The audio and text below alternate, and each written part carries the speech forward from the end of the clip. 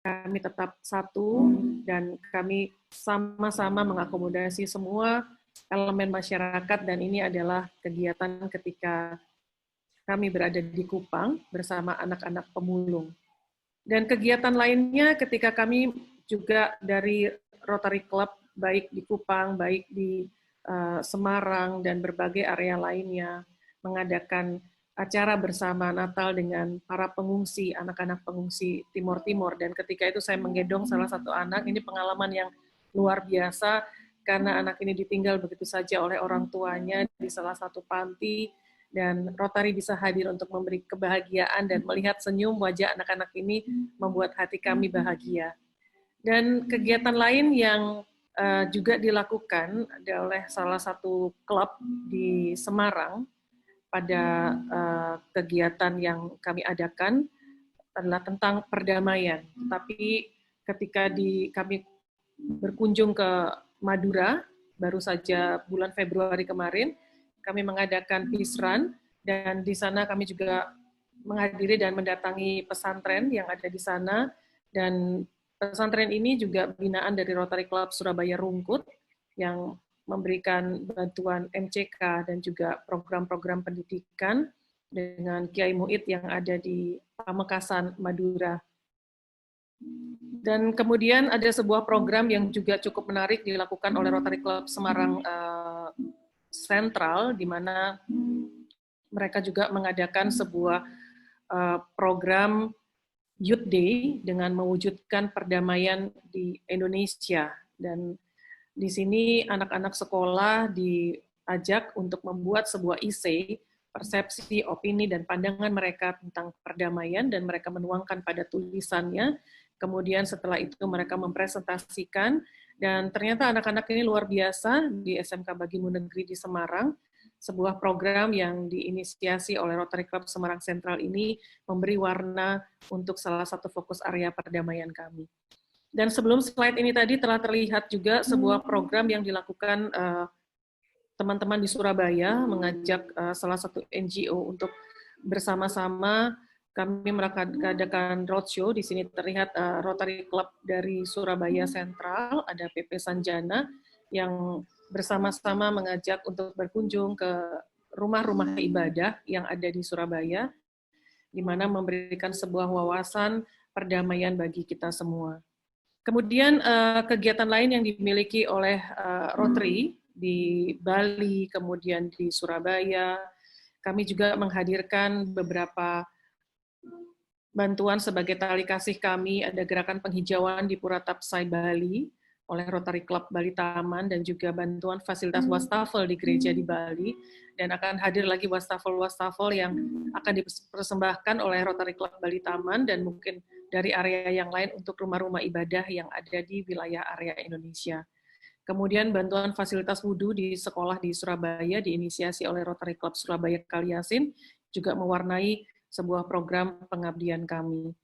Dan kami juga punya program unggulan, di mana program unggulan ini menggerakkan anak-anak muda yang sangat luar biasa, yang kami sebut dengan program Rotary Youth Exchange, di mana program Rotary Youth Exchange ini adalah program pertukaran budaya selama 1 tahun dari anak-anak Indonesia yang disponsori oleh Rotary untuk pergi ke berbagai negara di dunia, dan juga dari berbagai negara datang ke Indonesia untuk sama-sama belajar, saling mengerti dan memahami budaya yang berbeda-beda, keanekaragaman yang terjadi. Dan mari kita dengarkan suara dari beberapa anak-anak yang mengikuti program Rotary Youth Exchange ini, dan mereka mendapatkan sebuah poin atau value yang sangat berarti.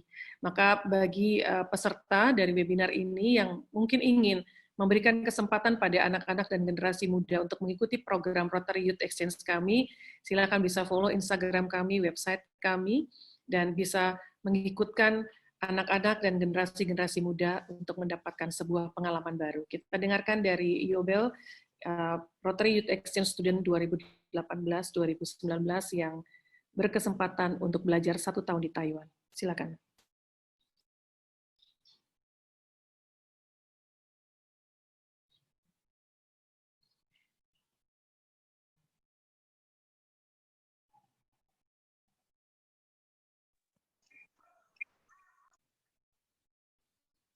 Silakan, Mas Wahyu.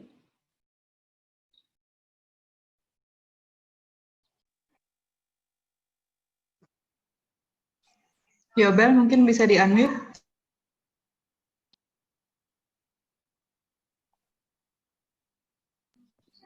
Silakan, Mas Wahyu.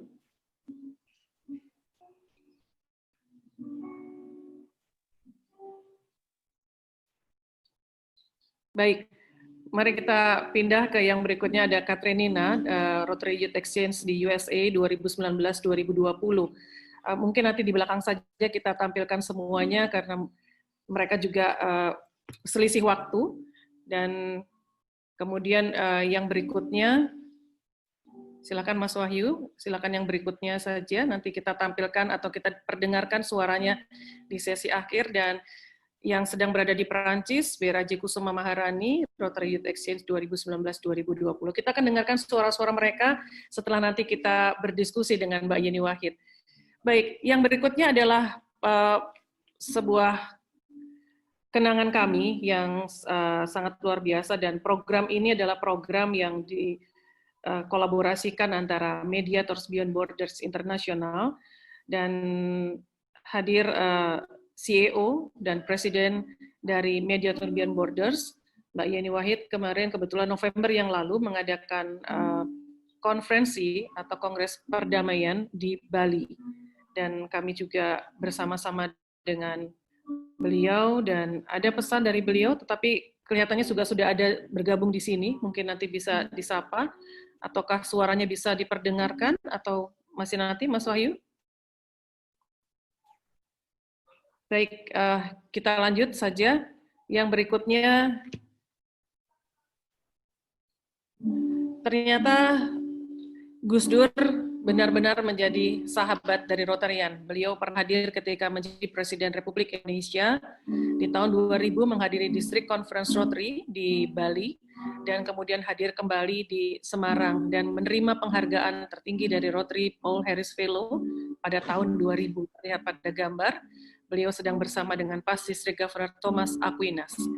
Satu kalimat yang menggugah hati saya yang dikatakan oleh beliau adalah, kalau kamu bisa melakukan yang baik untuk semua orang, orang tidak tanya apa agamamu.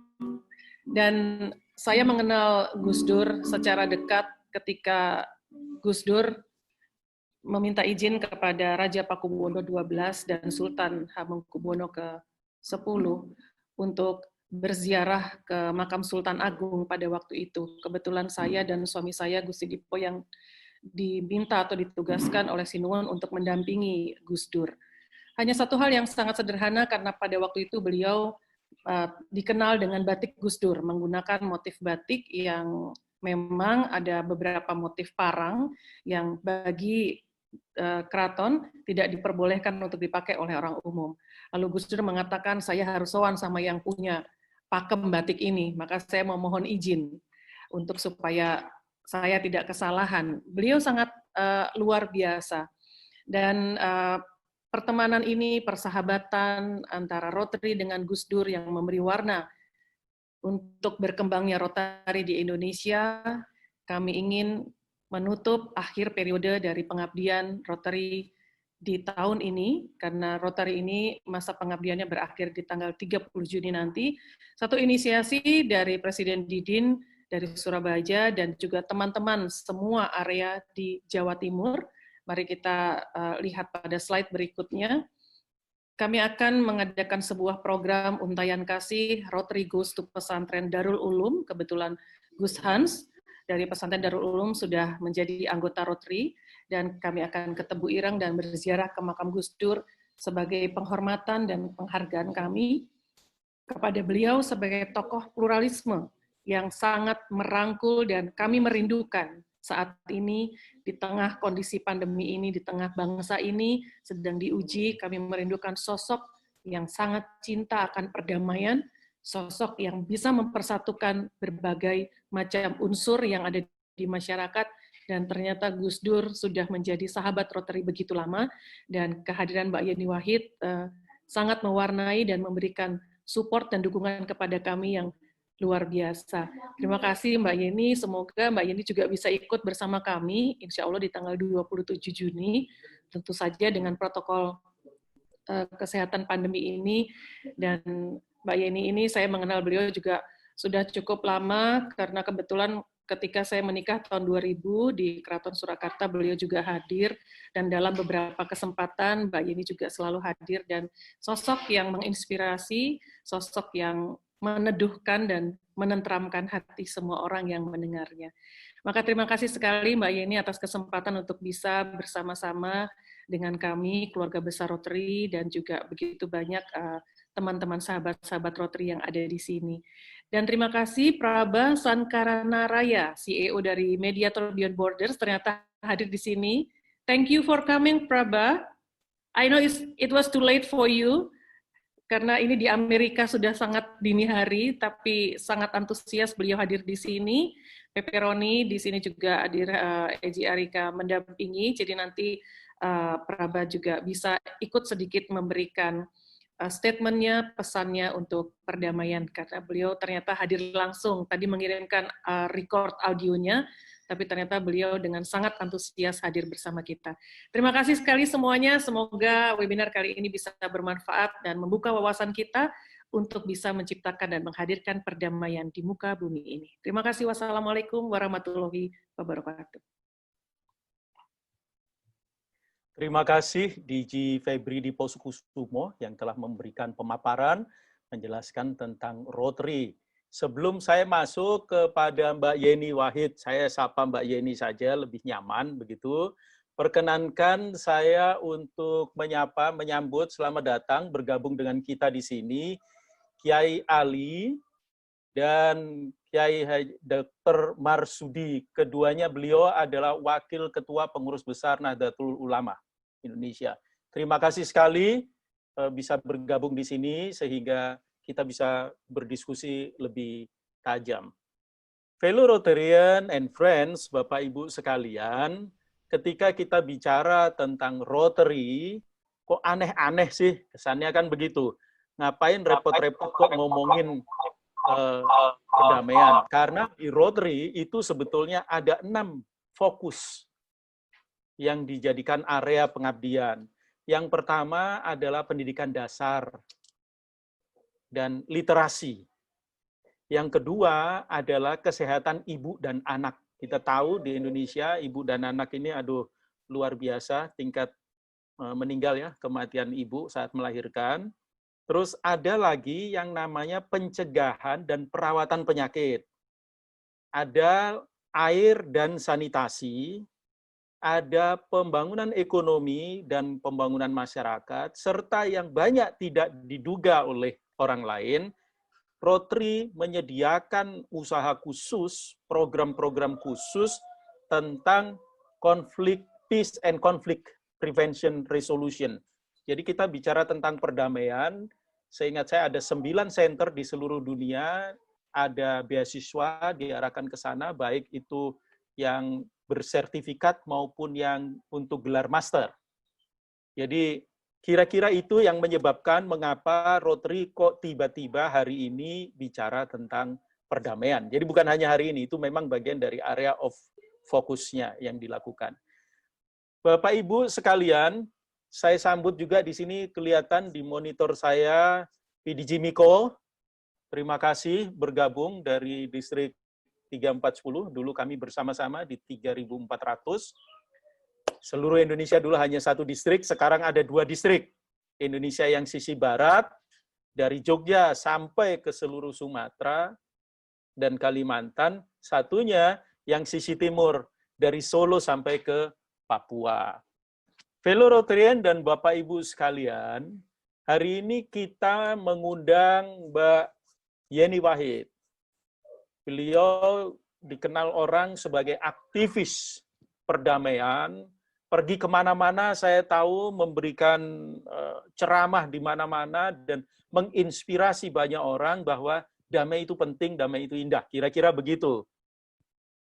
Data yang saya peroleh terakhir adalah 2016, Mbak Yeni, mohon maaf kalau ada yang lebih baru, Wahid Foundation itu mengeluarkan hasil riset bersama LSI.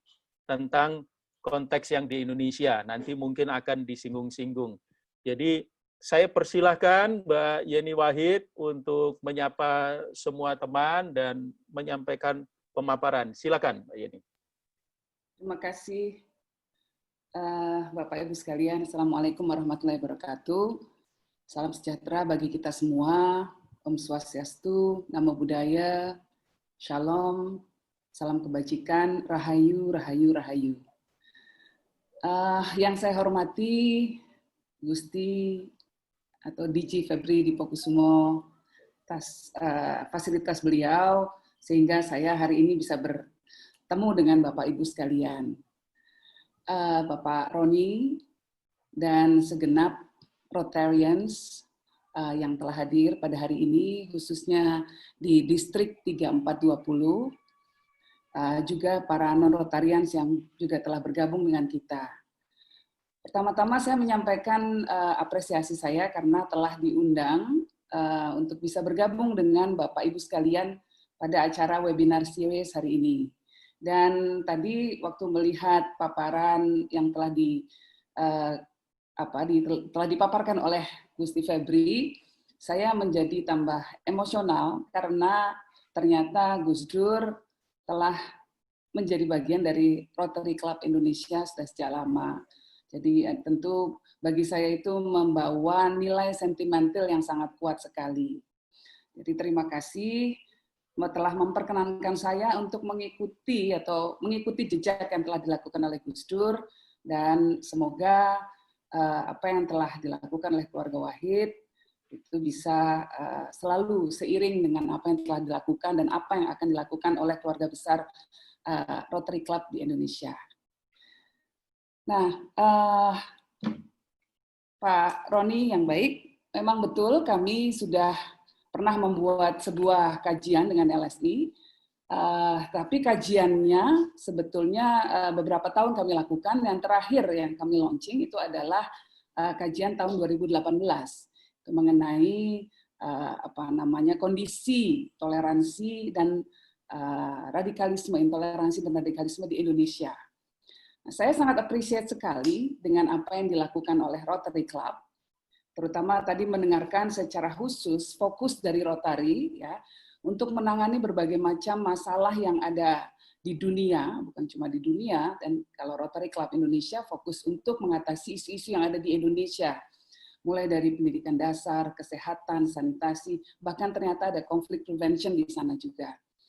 Nah, tentu bagi kami, sekelompok orang yang sangat committed dan sangat obsessed untuk mencoba menghadirkan perdamaian dan toleransi di Indonesia, mempunyai fellow comrades, mempunyai teman perjuangan itu sangat melegakan sekali.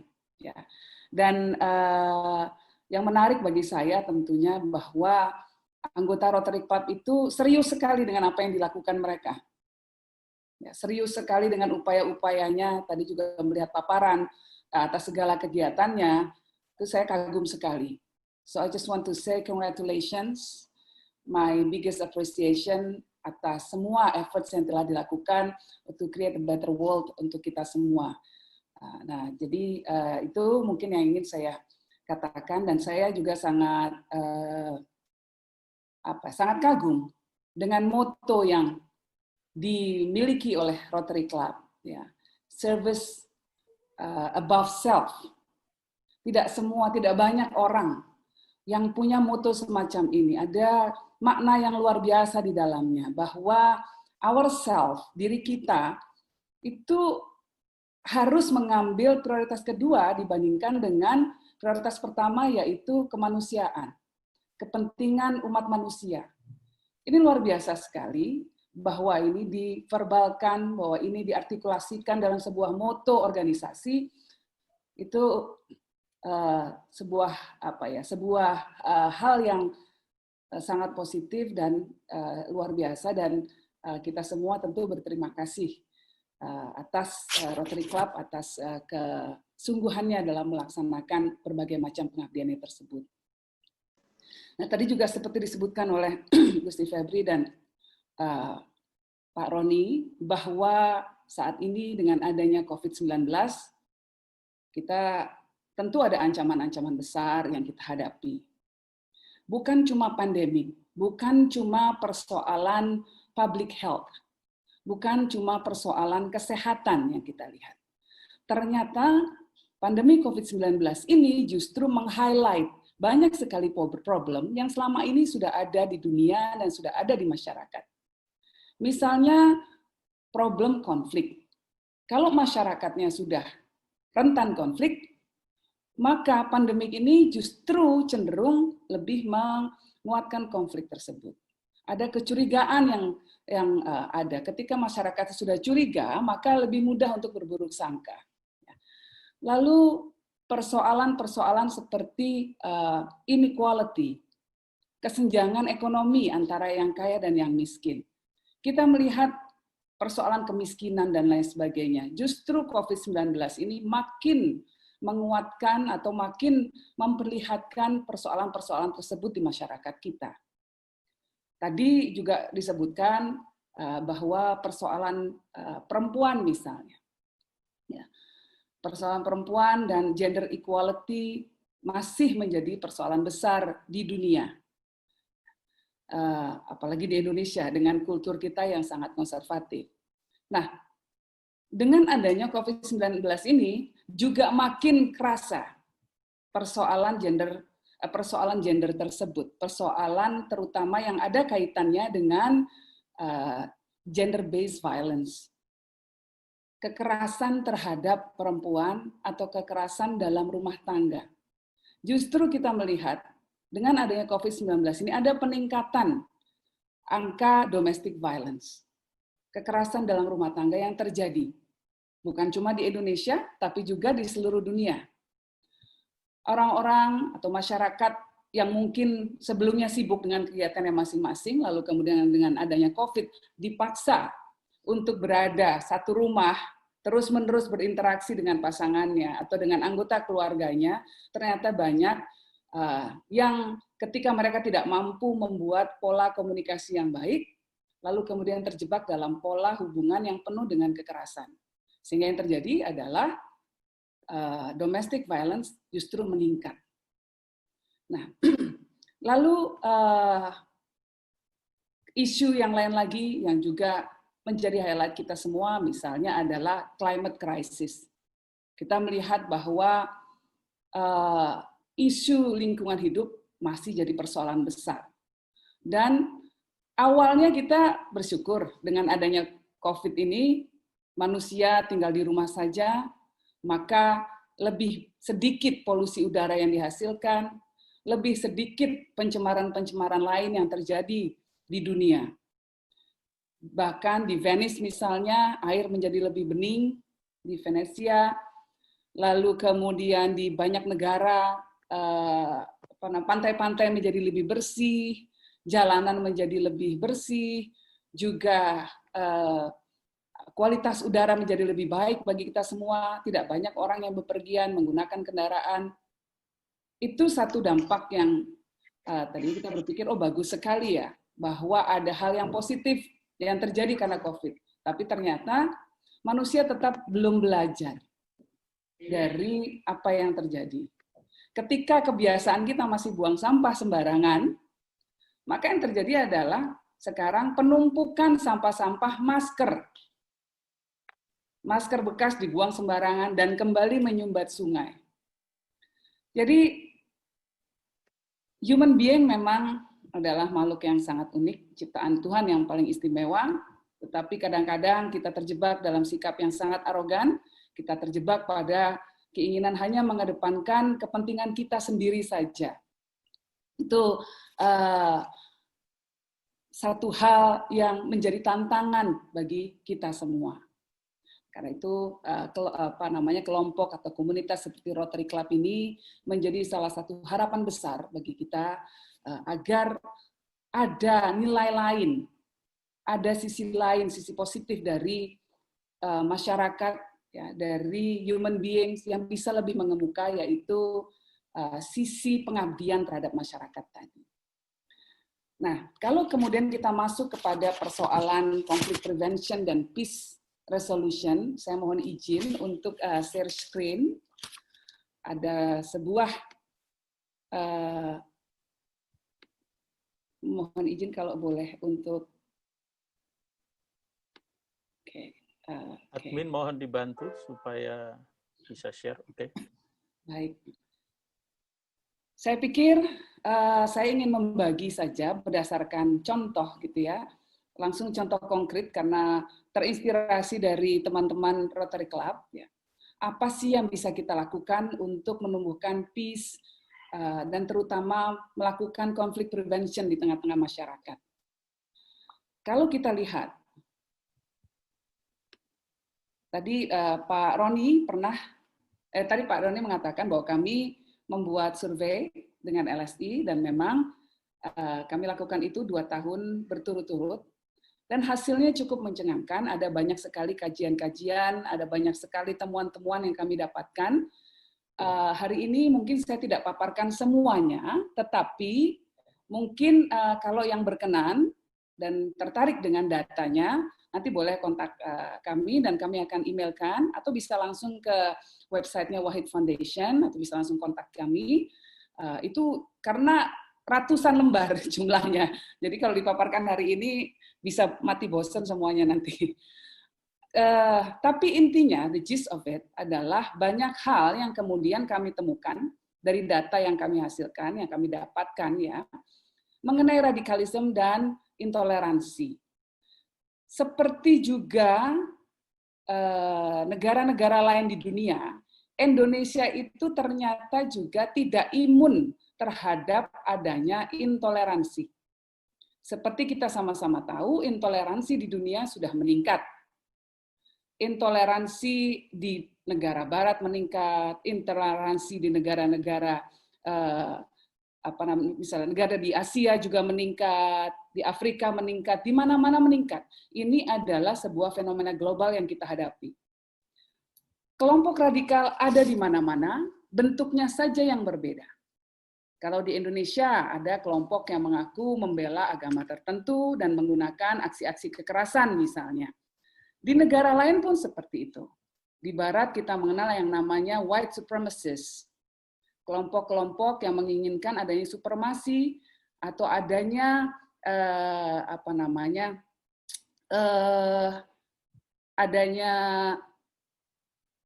privilege lebih yang diberikan kepada kelompok dari ras tertentu. Namun di India juga ada kelompok radikal Hindu misalnya. Lalu di Myanmar ada kelompok radikal Buddha. Itu juga kasus-kasus yang kami catat, karena setiap tahun kami mengeluarkan sebuah indeks kebebasan beragama dan berkeyakinan di Indonesia. Indonesia pun seperti itu. Ya, Indonesia pun seperti itu, bahkan kita saat ini terjebak kepada sebuah perilaku di mana kelompok mayoritas cenderung memaksakan kehendaknya kepada kelompok minoritas. Dan ini, kelompok mayoritas ini tergantung kepada tempat geografis mereka berada. Jadi yang namanya the tyranny of majority over minority itu memang betul-betul terjadi. Kalau di Pulau Jawa kita melihat bentuknya adalah tidak diperkenankannya, ya, misalnya umat beragama untuk melakukan banyak kegiatan-kegiatan agama. Saya mengerti bahwa Rotary Club bukan kelompok agama, namun karena isinya banyak orang-orang yang menganut keyakinan tertentu, ini masih relevan untuk kita bahas. Biasanya contoh intoleransi dan radikalisme yang terjadi adalah orang tidak diperbolehkan untuk mempraktekkan ekspresi keagamaannya secara terbuka atau secara bebas. Kalau di Pulau Jawa, seperti yang saya katakan tadi, karena mayoritasnya adalah orang Muslim, maka yang terjadi adalah non-Muslim cenderung menjadi korban.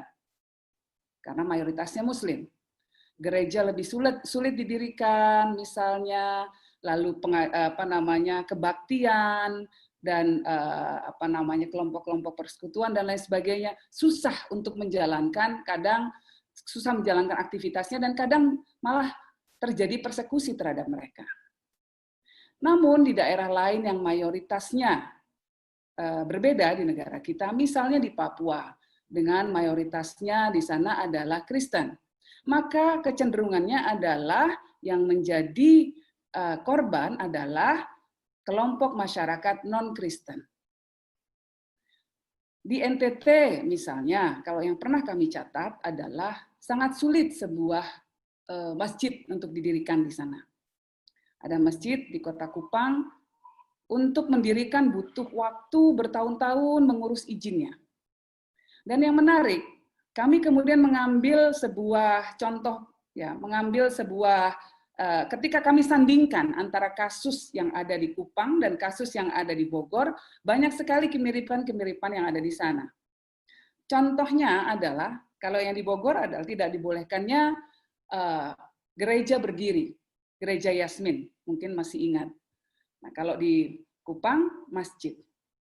Nah, kemiripan-kemiripan yang terjadi dalam dua kasus itu juga sangat menarik. Yang pertama adalah adanya penolakan dari sekelompok masyarakat agar izin tidak diberikan. Yang kedua, pressure terhadap pemerintah daerah agar tidak mengeluarkan izin. Yang ketiga, alasan yang sama yang dikemukakan bahwa ketika tanda tangan telah didapatkan dari masyarakat untuk memberikan izin terhadap pendirian rumah ibadah tersebut, maka tanda tangan sesuai dengan SKB 3 Menteri itu dipertanyakan karena dianggap diperoleh melalui manipulasi. Nah, kalau di Bogor, pendirian gereja Yasmin, kelompok-kelompok radikal di sana mengatakan bahwa ini tanda tangannya nggak bener nih, dapatnya nih. Ini upaya kristenisasi, ini orang-orang Kristen bagiin sembako ke masyarakat, lalu kemudian masyarakat tanda tangan deh jadinya. Akhirnya pada setuju semua agar izin gereja diberikan. Nah, ketika kami kemudian mendapatkan info mengenai Kupang, di sana argumennya adalah ini izinnya juga diberikan tidak dengan cara yang benar. Ini masyarakat Islam bikin nyembelih hewan kurban, terus dagingnya dibagikan kepada kelompok-kelompok Kristen yang miskin, kemudian disuruh tanda tangan. Jadi itu nggak benar tuh izinnya. Ketika kami mendengar ini semua, antara mau ketawa sama mau nangis. Karena kok mirip ya?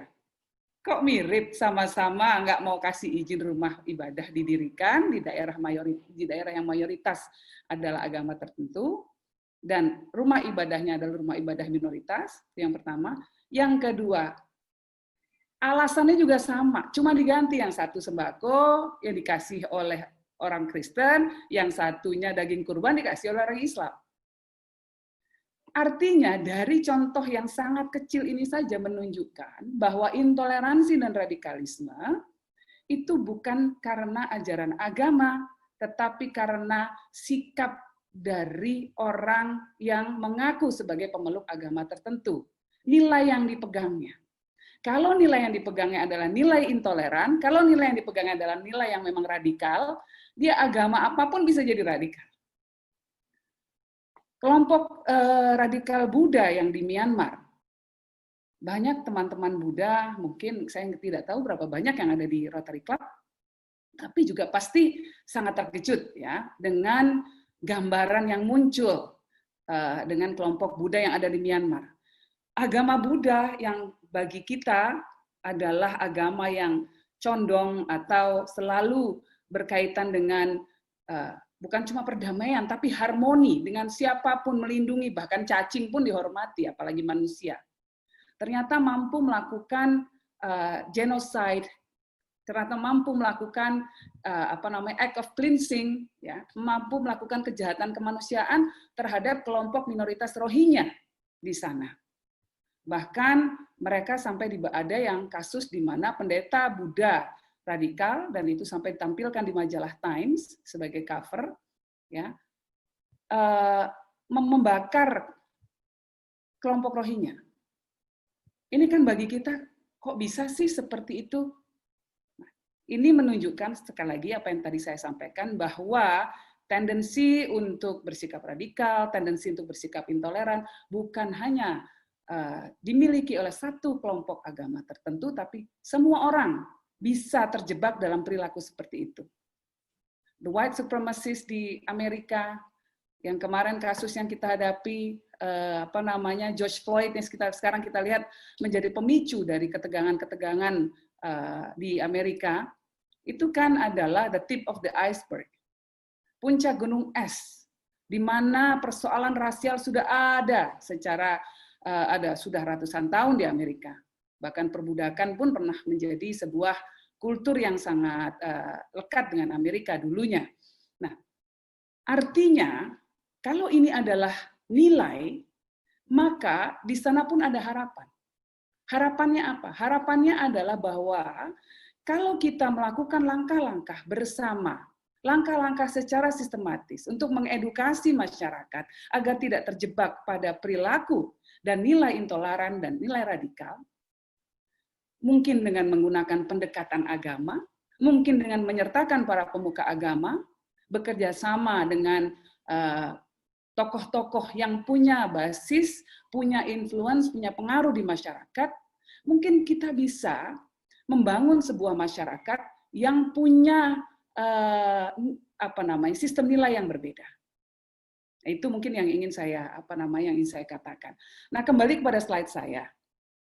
Ini cerita tentang salah satu hasil dari dari survei kami, terutama mengenai radikalisme dan kelompok masyarakat yang rentan terjebak kepada radikalisme. Yang pertama adalah bahwa orang tersebut memiliki perasaan gelisah. Orang tersebut merasa terkucilkan dari lingkungannya. Orang tersebut marah. Orang tersebut frustasi. Frustasi dengan kondisi negara, frustasi dengan kondisi keluarganya, dengan kondisi masyarakatnya. Dia frustasi karena merasa bahwa ada ketidakadilan yang terjadi di masyarakat.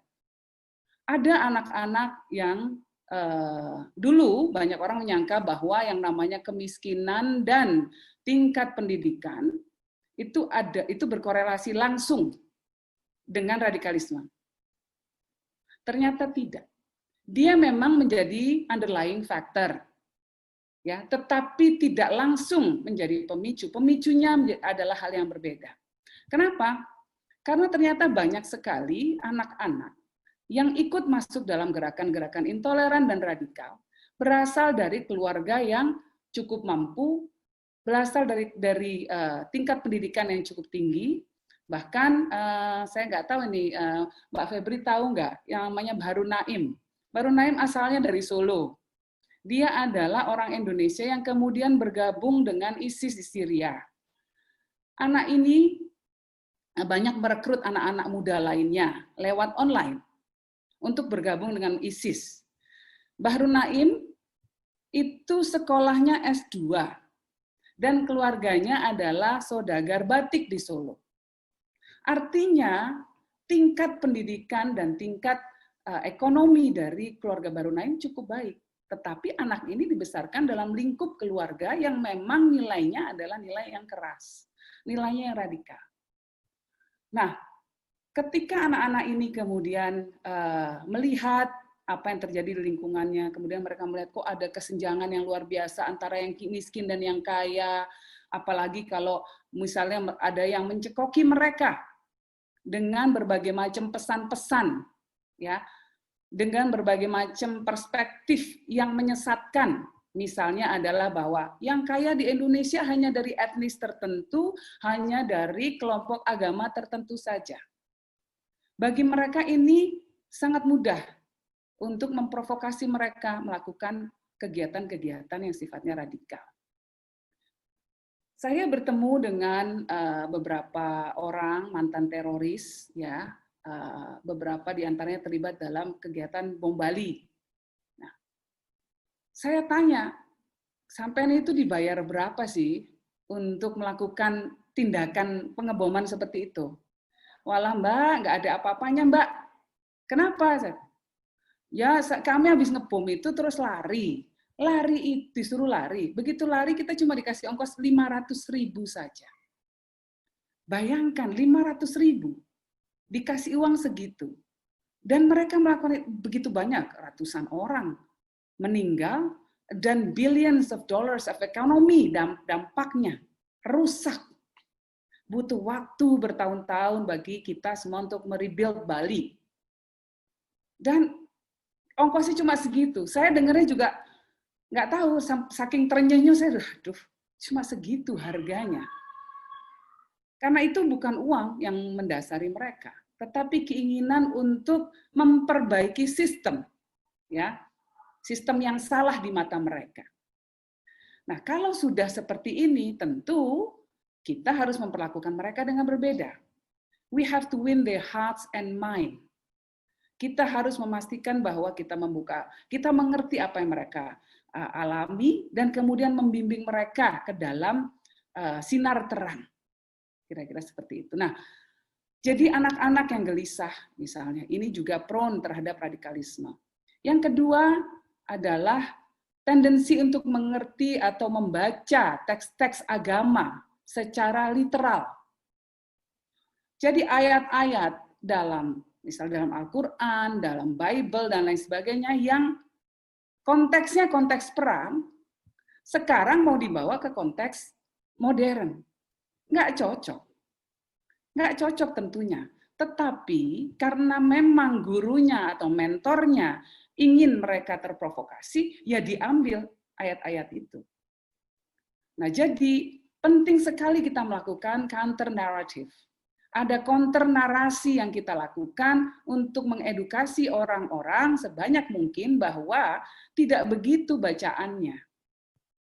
Ketika Nabi berperang, ketika disciple-nya Jesus berperang dan lain sebagainya, itu ada dalam konteks tertentu. Dan ini tidak ada dalam konteks zaman sekarang. Ini harus terus-menerus kita lakukan.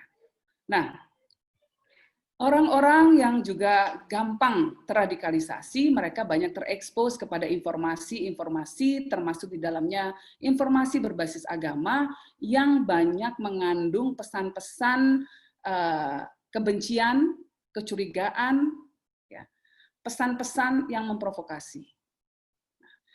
Dan orang-orang ini juga banyak terlibat dalam hate speech.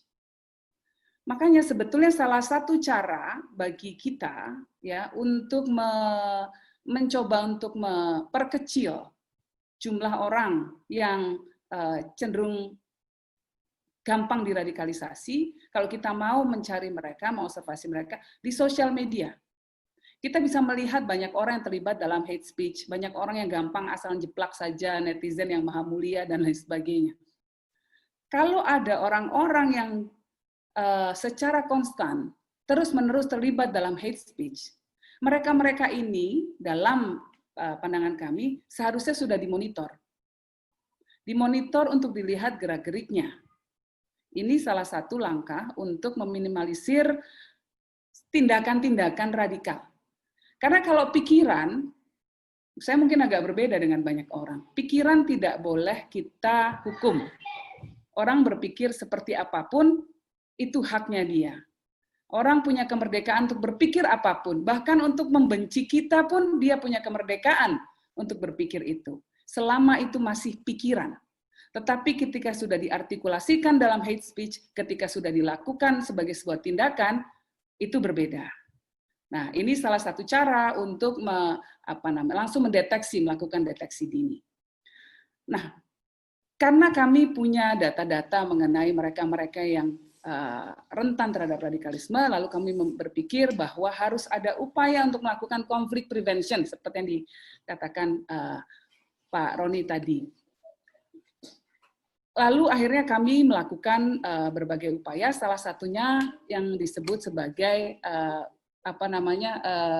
Peace Village. Peace Village ini adalah sebuah program yang kami gagas bersama dengan UN Women, sebuah badan PBB yang concern-nya adalah soal perempuan, kesejahteraan perempuan, lalu kemudian semua hal yang berkaitan dengan bagaimana perempuan bisa lebih berdaya di dunia. Nah, yang kami lakukan dalam Peace Village ini adalah sebuah program yang mungkin cukup istimewa, ya, karena ini adalah inisiatif pertama yang menggabungkan berbagai macam sektor jadi satu, ya, mulai dari NGO, juga pemerintah, baik pemerintah pusat maupun pemerintah lokal, bekerjasama dengan teman-teman di tingkat komunitas, juga bekerjasama dengan organisasi internasional, dalam hal ini adalah PBB, lalu juga bekerjasama dengan private sector. Yang ada dalam Peace Village ini adalah beberapa faktornya adalah satu, kita melakukan economic facilitation, kita melakukan empowerment secara ekonomi, kita melakukan pelatihan-pelatihan dan memberikan akses kepada permodalan, kita memberikan fasilitas pelatihan untuk menguatkan entrepreneurship, menciptakan women entrepreneurs, terutama di tingkat akar rumput, ya. Tapi di sisi lain, kami juga melakukan peace building mechanism dengan cara melakukan pelatihan-pelatihan seperti yang saya uraikan tadi untuk menumbuhkan nilai-nilai toleran, nilai-nilai perdamaian di tengah-tengah di masyarakat. Nah, di sisi lain juga yang ketiga, upaya ketiga yang kita lakukan adalah women empowerment. Karena dari hasil penelitian kami ternyata perempuan itu lebih toleran dibanding laki-laki. Nah, ini hasil survei terbaru 2018 kemarin. Ya. Walaupun itu sih judul medianya, perempuan lebih toleran gitu ya. Tapi sebetulnya kalau dilihat angkanya nggak beda-beda jauh kok Pak Roni. Jadi laki-laki juga ternyata toleran kok. Cuma karena kita, kalau media kan lebih bombastis gitu kan. Women are more tolerant gitu. Tapi angkanya bedanya kecil sekali. Artinya bahwa baik laki-laki maupun perempuan punya kemampuan sama untuk empower themselves, empower their communities untuk menciptakan peaceful communities, kan kira-kira begitu. Nah, tapi ketika perempuan diberdayakan, ternyata efeknya di tengah-tengah masyarakat luar biasa. Karena mereka langsung menguatkan nilai-nilai yang akan dianut oleh anak-anaknya misalnya. Mereka juga bisa ngerewelin suaminya agar bisa berpikir lebih toleran misalnya. Jadi efeknya perempuan, empowering perempuan itu luar biasa. Nah, kami menyelenggarakan berbagai macam acara. Ini kemarin pada waktu itu dengan Pak Jokowi kita memperingati Hari Perdamaian Internasional sama seperti Mbak Febri tadi pernah mengatakan di Madura, ini juga di Madura, Mbak.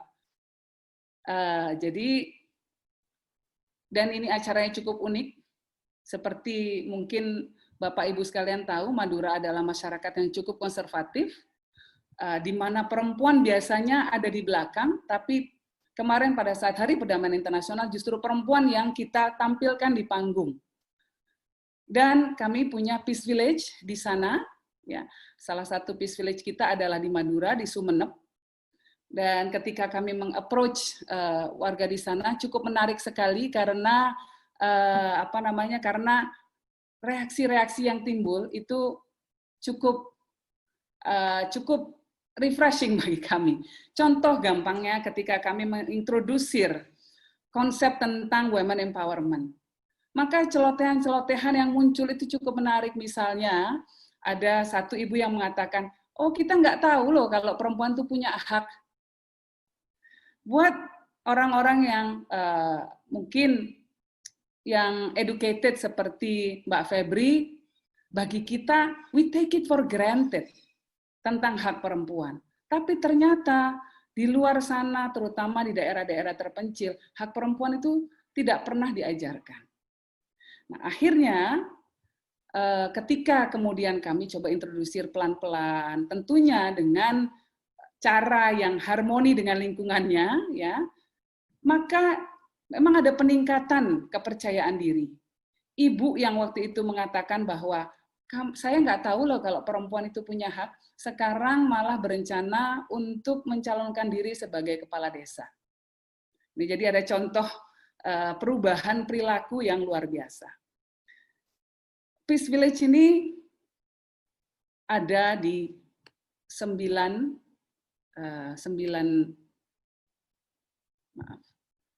kota di seluruh Indonesia, di Pulau Jawa, di Pulau Jawa. Saat ini ada 14 village yang operasional, tapi ada 30 yang mulai joining sama kita, ya. Dan di mana kita mengadakan pelatihan-pelatihan, bahkan kita juga memberikan fasilitas secara fisik. Ada yang kita buatkan fasilitas untuk sederhana agar mereka bisa berkumpul bersama-sama, agar kemudian bisa melakukan kegiatan komunitas bersama-sama. Tujuannya adalah untuk memastikan bahwa ada komunikasi di antara warga. Di daerah Soloraya misalnya, ada yang menarik. Salah satu kepala desa kami yang dari awal sudah sign up dengan program Peace Village, beliau kebetulan agamanya Kristen. Lalu beliau ingin mencalonkan diri kembali menjadi kepala desa. Nah, tentu bagi orang di Pulau Jawa yang beragama non-Muslim, mudah sekali bagi mereka untuk diterpa atau dihantam dengan isu agama. Demikian juga dengan Pak Kepala Desa ini, Pak Sugeng. Pak Sugeng pun dihantam dengan isu agama.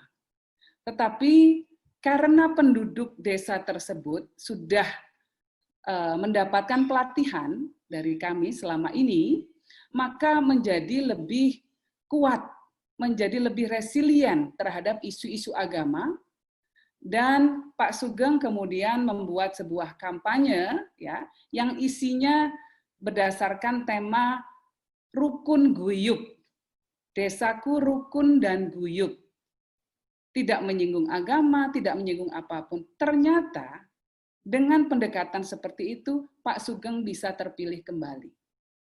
Jadi ini contoh-contoh resiliensi, contoh-contoh ketahanan dari komunitas yang telah terjadi begitu kita melakukan intervensi secara langsung, begitu kita melakukan upaya-upaya secara langsung.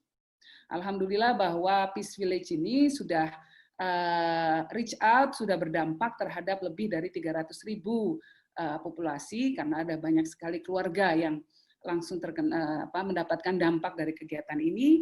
Selama COVID-19 ini kami pun juga memastikan bahwa kelompok-kelompok yang paling rentan, ibu-ibu kita yang paling rentan, mereka bisa tetap kesejahteraannya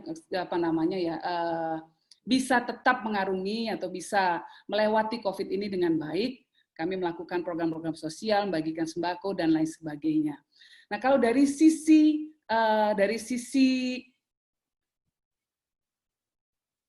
ekonomi, Peace Village ini juga kami sangat gembira ya, karena dampaknya luar biasa sekali. Ada satu ibu kami, namanya anggota kami, Ibu Munah dari Jawa Barat, tergabung dalam Peace Village. Beliau itu dulu hanya jualan sayur, suaminya jualan sayur. Rumahnya dari rumah, lantainya itu dari tanah. Tapi semenjak bergabung dengan Peace Village, beliau kemudian diberikan akses permodalan, diberikan pelatihan, dan lain sebagainya, sekarang bisa membangun rumah seharga 60 juta. Karena beliau mau bekerja, karena keluarganya juga semua bekerja, membangun usaha yang lebih baik. Contohnya misalnya anggota kami, kalau dulunya jualan gorengan hanya dititipkan di satu warung, sekarang bisa beli bahan yang lebih banyak lagi untuk dititipkan di 3-4 warung. Sehingga pendapatannya pun lebih meningkat. Nah, untuk bisa mendeklarasikan diri sebagai Peace Village tidak mudah. Tidak bisa sebuah desa kemudian ujuk-ujuk mengatakan, oh kami desa damai. Tidak bisa. Sebuah desa boleh mengatakan dirinya sebagai desa damai ketika dia telah memenuhi indikator-indikator tertentu. Indikatornya misalnya adalah bahwa dalam desa itu ada mekanisme untuk konflik prevention, pencegahan konflik. Ada mekanisme untuk menularkan nilai-nilai perdamaian, ada pelatihan. Lalu ada perhatian terhadap isu-isu perempuan. perempuan diakomodir suaranya di desa. Misalnya melalui apa? Melalui forum musrembang. Dulu perempuan di desa-desa kami tidak ada yang pernah tahu, bahkan nggak ada yang tahu Pak Kadesnya yang mana sih, Pak Camatnya yang mana, Bupati aja nggak pernah ketemu. Tapi ketika sudah difasilitasi mereka mengerti. Dan yang lebih luar biasa adalah perempuan-perempuan ini kemudian berani mengekspresikan pendapatnya walaupun masih gemeteran, tetapi bahwa mereka kemudian berani mengemukakan pendapatnya dan haknya. Bahwa di desa kita mbok ada pelatihan semacam ini, di desa kita mbok ditingkatkan fasilitas untuk ibu hamil dan lain sebagainya. Jadi ada perhatian untuk ada keinginan untuk memperbaiki kualitas kesejahteraan di desanya. Lalu di desa tersebut juga harus ada komitmen dari kepala desa dan seluruh penduduk desa terhadap penghormatan kebebasan beragama. Tidak bisa sebuah desa disebut desa damai kalau tidak ada penghormatan terhadap hak-hak warganya yang berbeda agama. Nah, jadi ada beberapa indikator lainnya ya. Ada indikator misalnya mekanisme bagi warga untuk menyelesaikan persoalannya dalam dialog yang damai. Lalu ada komitmen dari warga untuk menyekolahkan anaknya dan lain sebagainya. Jadi ini contoh dari upaya untuk melakukan prevention of conflict yang telah dilakukan oleh Wahid Foundation bekerjasama dengan UN Women. Tujuannya satu, yaitu tadi untuk menularkan nilai-nilai tentang toleransi dan perdamaian dan menguatkan resiliensi di tengah-tengah masyarakat agar tidak mudah diprovokasi, agar tidak mudah terjebak dalam perilaku-perilaku radikal dan tidak mudah terjebak dalam perilaku yang cenderung gampang menyalahkan orang lain. Kira-kira begitu Pak Roni, mungkin awalnya seperti itu sambil kita berdialog. Terima kasih. Assalamualaikum warahmatullahi wabarakatuh. Terima kasih kepada Mbak Yeni Wahid dengan paparannya yang luar biasa, insightful dan inspiring buat kita semua. Saya pribadi sangat senang karena apa yang dilakukan Mbak Yeni dengan The Wahid Institute itu sama dengan apa yang dilakukan Rotary sebetulnya. Betul sekali, sama Pak. Dan parameternya sama kalau saya lihat. Nah, ini sesuatu yang menarik. Sebelum masuk, perkenankan saya sejenak menyapa kembali ada Bapak Kiai Haji Ali. Beliau adalah Ketua Majelis Imam Bukhari Jakarta yang bergabung dengan kita. Kiai Ali mungkin ingin menyampaikan sesuatu barang 2-3 menit. Silakan, saya persilakan. Beliau sudah Rotarian. Assalamualaikum warahmatullahi wabarakatuh. Dan selamat siang semuanya. Perkenalkan, saya baru 1 pekan yang lalu dilantik menjadi Rotarian. Dan terima kasih kepada teman-teman dari RC Cinere yang telah bersedia menerima saya menjadi Rotarian di RC Cinere.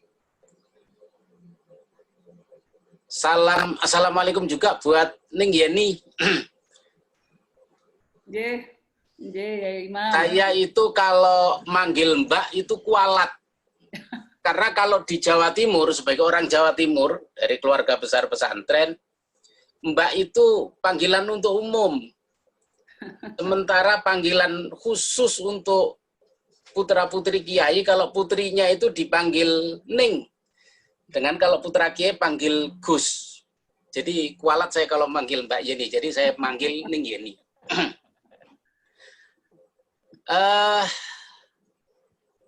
Kenapa kemudian selamat siang juga buat Bu Febri. Salam kenal.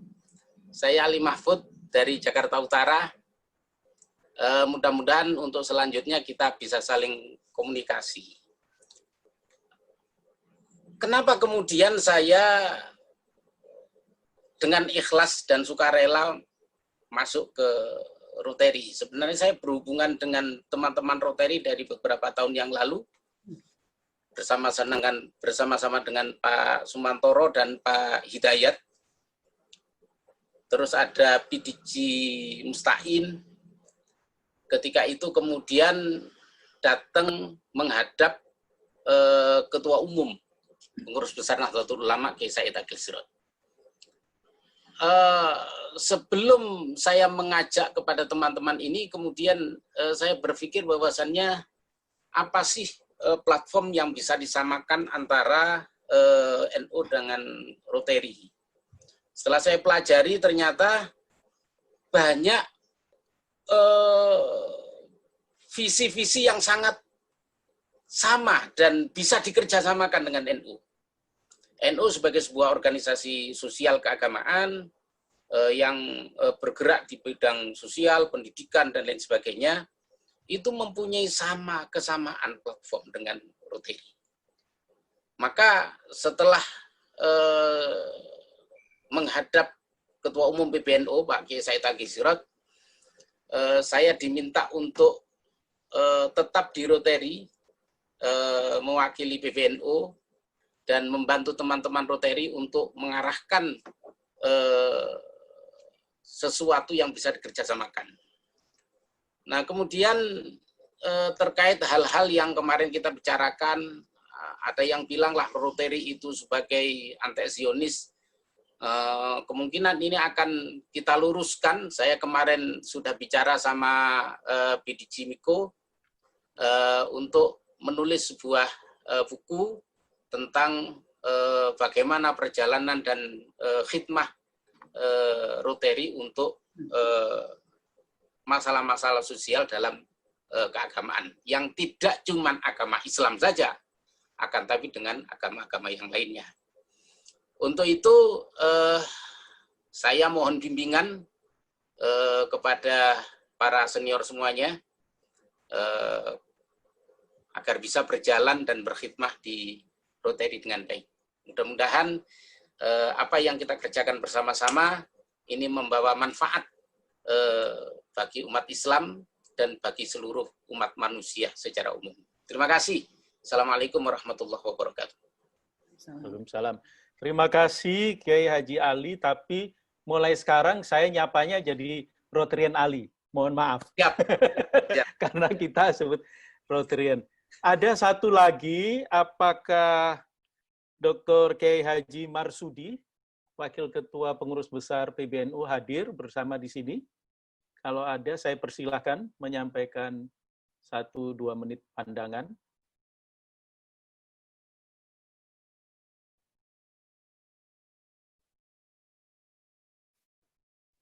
Dia udah pamit tadi, udah hadir. Udah pamit. Oh ya, tadi sudah hadir, tapi sekarang nggak ada. Oke, baik. Oke, sedikit tambahan.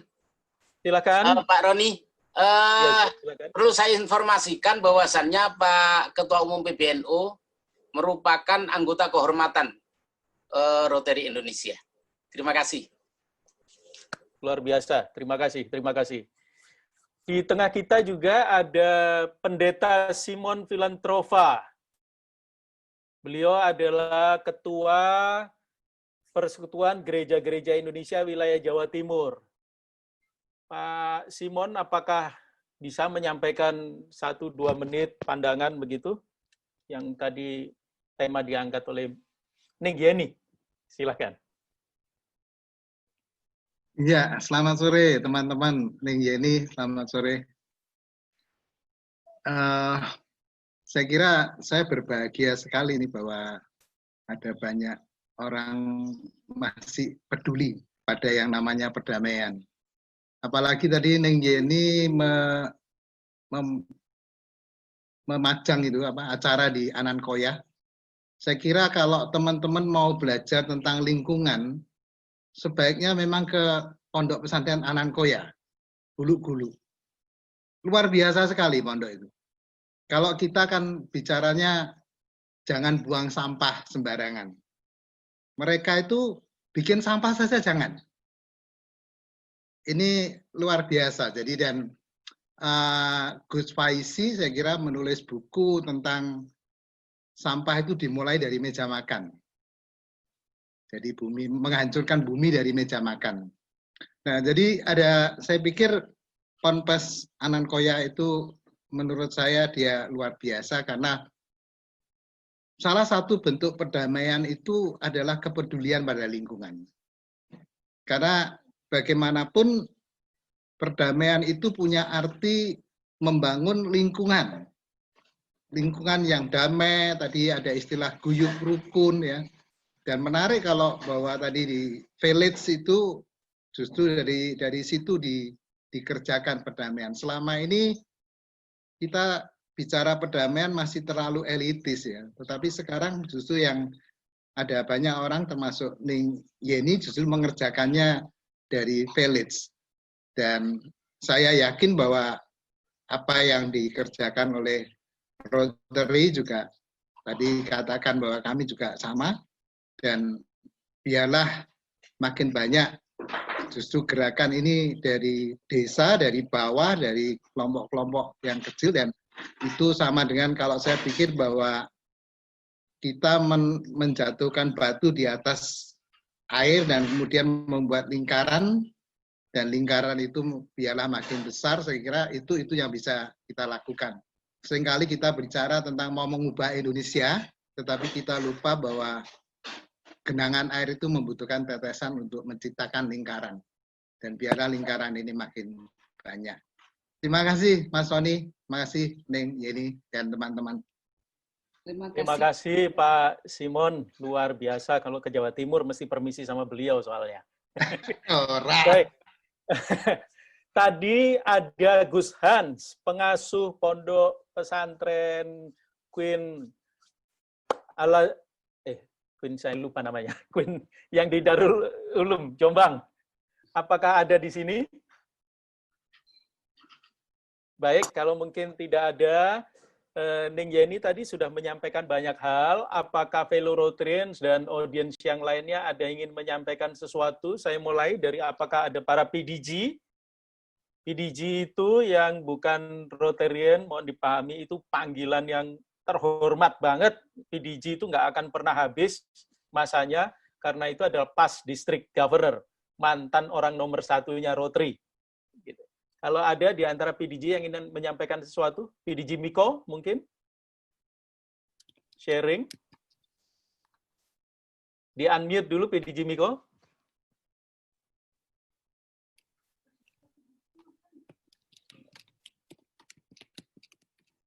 Oke, sambil nunggu PDG Miko, boleh saya nanya?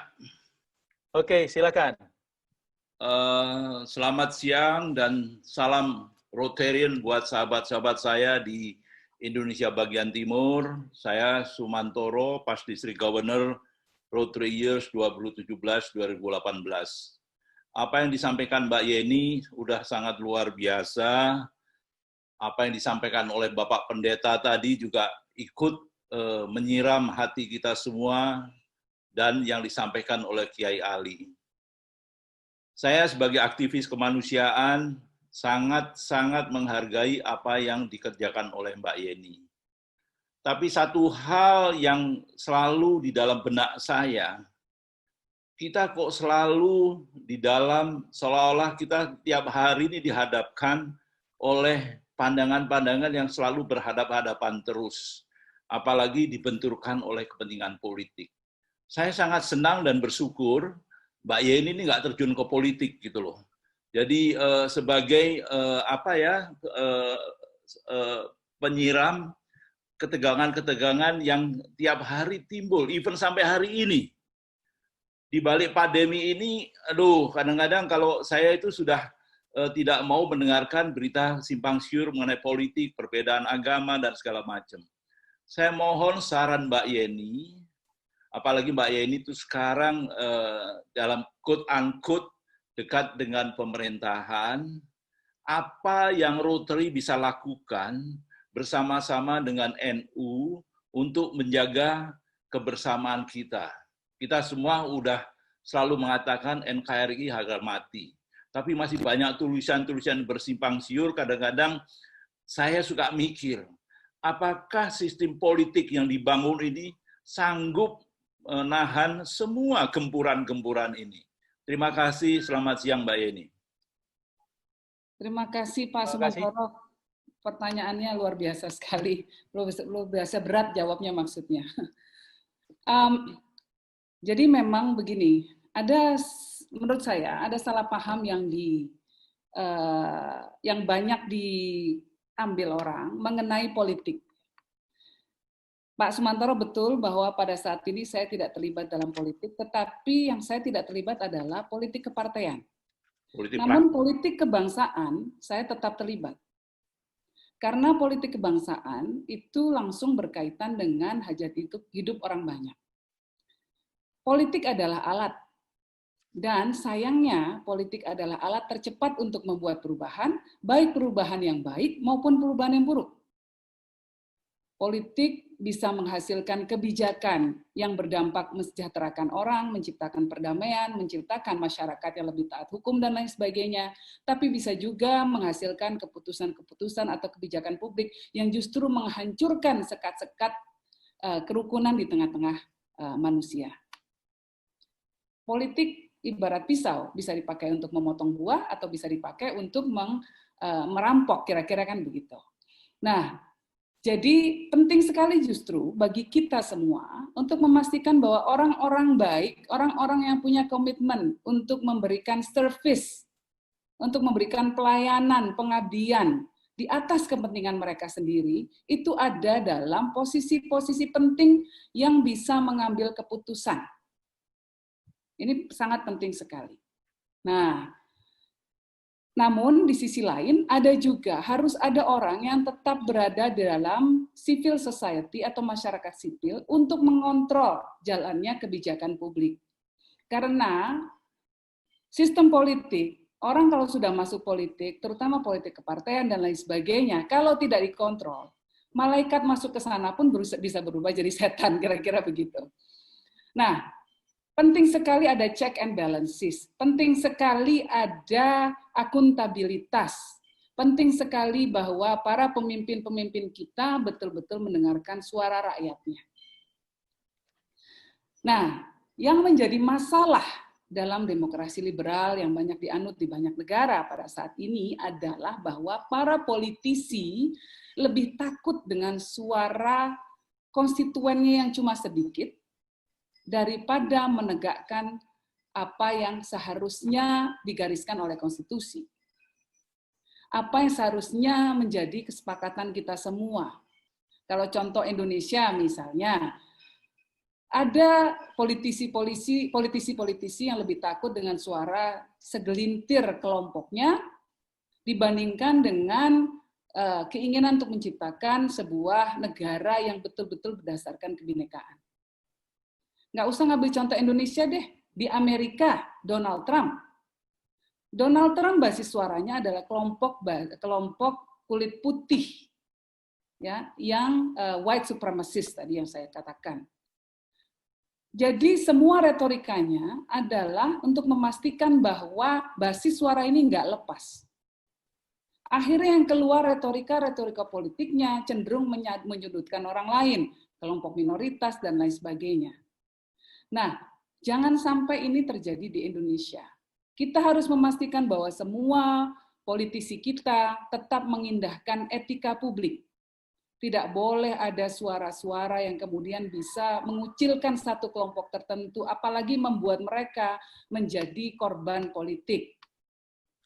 Nah, itu Bapak, yang menurut saya harus kita lakukan. Negara bisa melakukan hal besar, ya, kalau mau menggandeng civil society atau kelompok-kelompok masyarakat sipil, salah satunya seperti Rotary Club. Ada banyak wilayah-wilayah yang tidak bisa dimasuki oleh pemerintah karena hasil pemilu yang sangat membelah, membuat ada prejudis, membuat ada kecurigaan, membuat ada perasaan sebel dan tidak suka duluan dengan mungkin dengan pemerintah yang ada. Ada sekelompok masyarakat yang pemerintah mau ngomong apapun pasti salah. Nah, ruang ini bisa dimasuki oleh kelompok masyarakat sipil seperti Rotary Club. Apalagi kalau Rotary Club bisa membuktikan dirinya tidak berpihak kepada siapapun, tidak berpihak pada kepentingan politik apapun, tetapi hanya mengedepankan kepentingan kemanusiaan. Bagaimana caranya?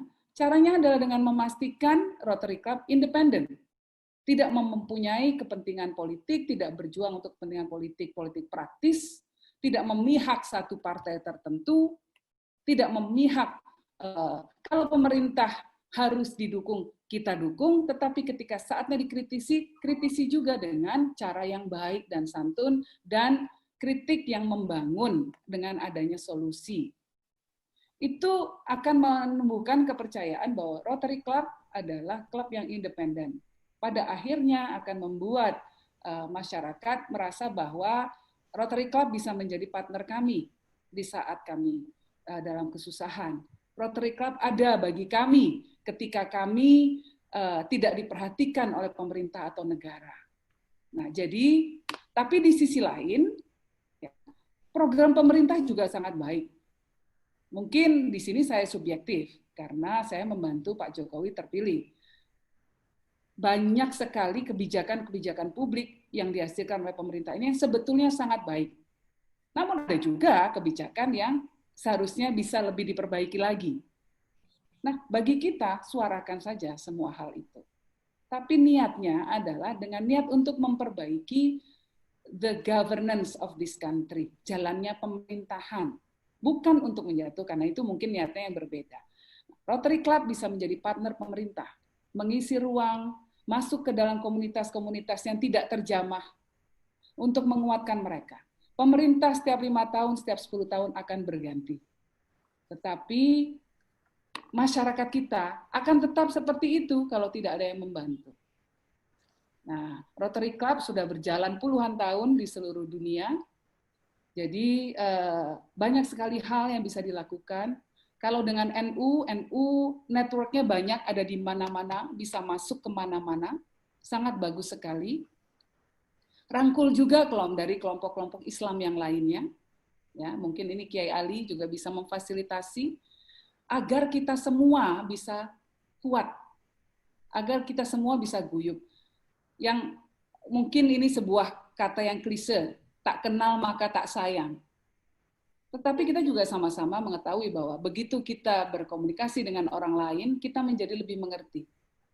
Kita bersedia mendengar orang lain. Nah, ini kata kunci, mendengar. Mendengar keluhan orang lain, walaupun mungkin bagi kita keluhannya itu nggak masuk akal. Tetapi ketika kita mau mendengarkan, dia sudah lega hatinya. Nah, orang yang berbeda dari kita, ketika kita dengarkan, dia merasa bahwa, oh, ada upaya dari kita untuk mau mendengarkan keluhan dia. Mungkin dari situ bisa tersentuh, dan bisa kita rangkul untuk bersama-sama membuat masyarakat yang jauh lebih baik lagi. Gitu kira-kira, Pak. Semoga bisa menjawab. Terima kasih. Terima kasih, Ning Yeni. Jawaban yang luar biasa komprehensif. Saya sekarang persilahkan, tadi ada yang sudah disapa tapi belum masuk, PDG Miko. Oke, bisa? Ya, silakan PDG Miko. Oke, baik. Yang pertama, terima kasih DG Febri telah memperkenalkan kami untuk bergabung dengan luar biasa. Dan yang keduanya untuk Rotarian Kiai Ali, sungguh luar biasa. Tadinya saya pesimis bahwa dengan kerjasama NU yang sampai sebelum beliau ini bergabung, itu kami cukup pesimis bahwa kami khawatir nanti Rotary takut menjurus kepada bergabung dengan satu organisasi yang tidak banyak, tidak sedikit juga yang menentangnya. Tetapi begitu Rotarian Ali bergabung, itu bagaikan siraman air hujan di tengah teriknya matahari, dan seluruh Bandung langsung menyambut baik bergabungnya beliau ini. Karena ini akan membuka suatu hal yang baru, bahwa selama ini perkembangan Rotary dengan 270 juta penduduk hanya ada 1.000, mungkin 2.500 atau 2.400 anggota. Sedangkan di lain tempat, di Filipina saja tahun ini penambahan anggotanya sudah 2.700, penambahan anggota baru. Kendalanya adalah Zionis. Dan alhamdulillah Kiai Ali, Rotarian Ali sudah komit akan bikin buku kecil yang akan disebarkan di pesantren-pesantren yang selama ini hanya menerima masukan buku-buku dari golongan radikal yang menentang Rotary. Dan yang kedua adalah dengan Ibu Yani, urainya sungguh luar biasa. Ini sangat sinkron dengan apa yang dilakukan oleh Rotary di Peace and Conflict Resolution and Prevention. Tadi saya sudah mention kepada DJ Febri, why kita tidak bisa bekerja sama dalam bidang prevention dan resolution konflik ini. Karena di Rotary Internasional itu merupakan fokus. Dan saya berterima kasih kepada Bu Yeni bahwa Madura diangkat. Saya sudah International Peace Run di Madura yang begitu berhasil, walaupun saya dalam hati masih sangat masih terenyuh juga bahwa di Madura tidak ada Rotary Club. Sedangkan dulu sudah ada satu Rotary Club, tapi kemudian bubar. Karena itu kalau sampai ada Rotary Club, kami akan datang ngeluruh ke Madura sana. Mungkin bawa batu yang banyak untuk dibagikan, batu akik yang bagus-bagus. Saya kira demikian. Jadi terima kasih ya DJ Febri, kemudian PP Roni atas moderasinya yang luar biasa. Wassalamualaikum warahmatullahi wabarakatuh. Terima kasih PDG Miko, luar biasa. Fellow Rotarians and friends, we also have Prabha. He is the CEO and President of Mediator Beyond Border dari USA. Sekarang di sana lewat tengah malam. Mari kita beri kesempatan. Prabha. Good afternoon. Can you hear me? Okay, yep, very clear. Thank you. Thank you very much, DG Febri, for this wonderful invitation. I feel like I am back in Bali. There are so many familiar faces here, and I am delighted to follow Madam Wahid's beautiful presentation, wide-ranging. She gave us such a beautiful landscape of what is going on globally in the area of extremism, as well as in all that we can do for the prevention and resolution of conflicts.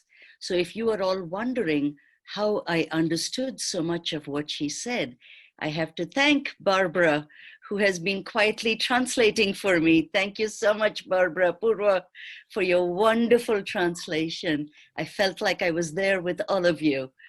So I want to say just a couple of things about Madam Wahid's comments, which I think are really important.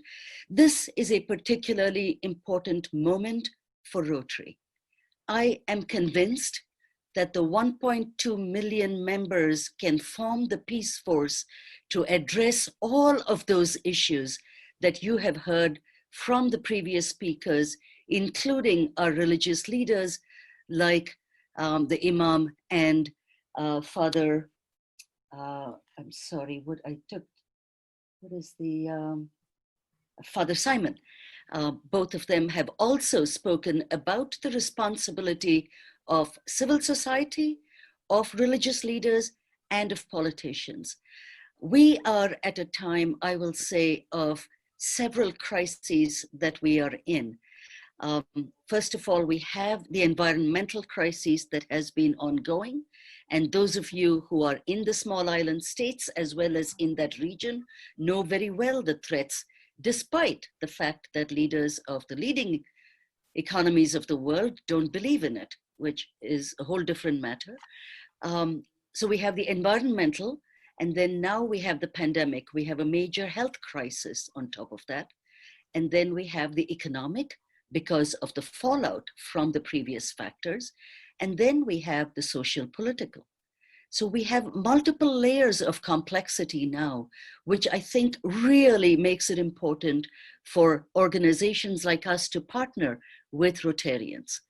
I want to say just a little bit about who we are as an organization. You've all been listening to speakers for 1.5 hours. Mediators Beyond Borders' mission is to build local skills for peace and promote mediation worldwide. And we do that in a variety of ways. What we are trained as facilitators to do is listen with empathy, to keep people who have been affected by conflict at the center of peace building. So they help communities build a path towards peace by applying all of these skills. So I think it's also really important that these issues are not simple, they are interrelated.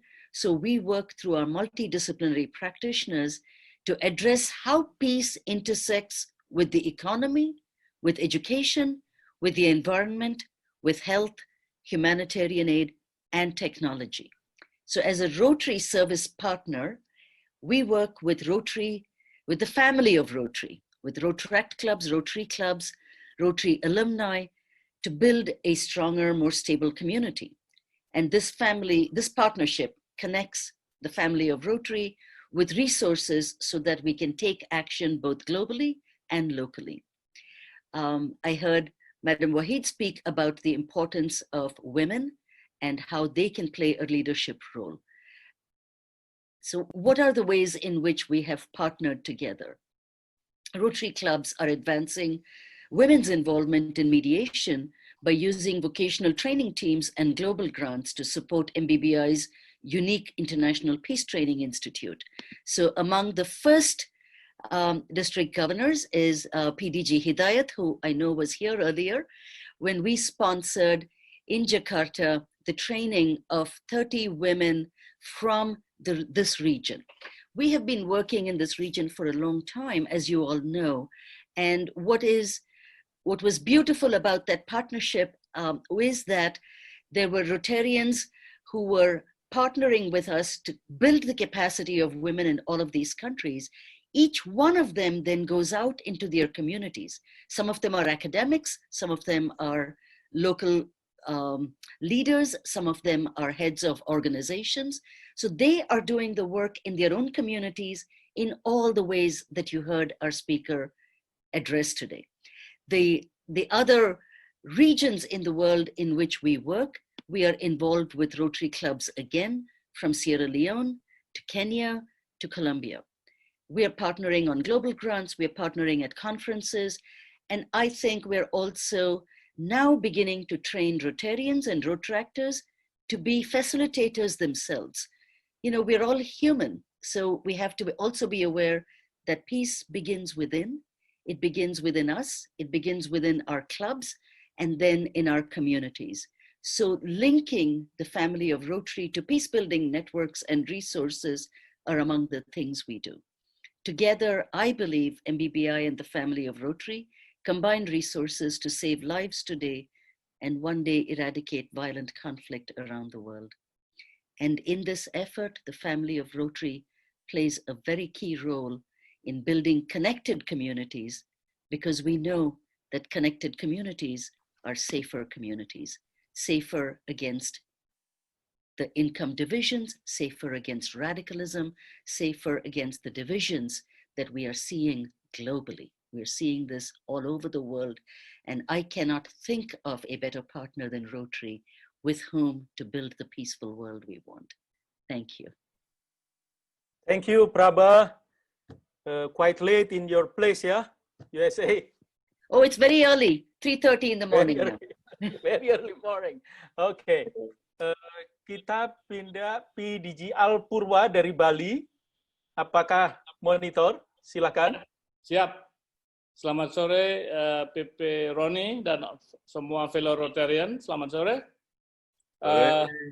Saya sangat senang mendengar dan menyimak Mbak Yeni dan Pak Kiai Ali, yang saya ingin kombinasikan keduanya ini untuk Rotary Indonesia selanjutnya.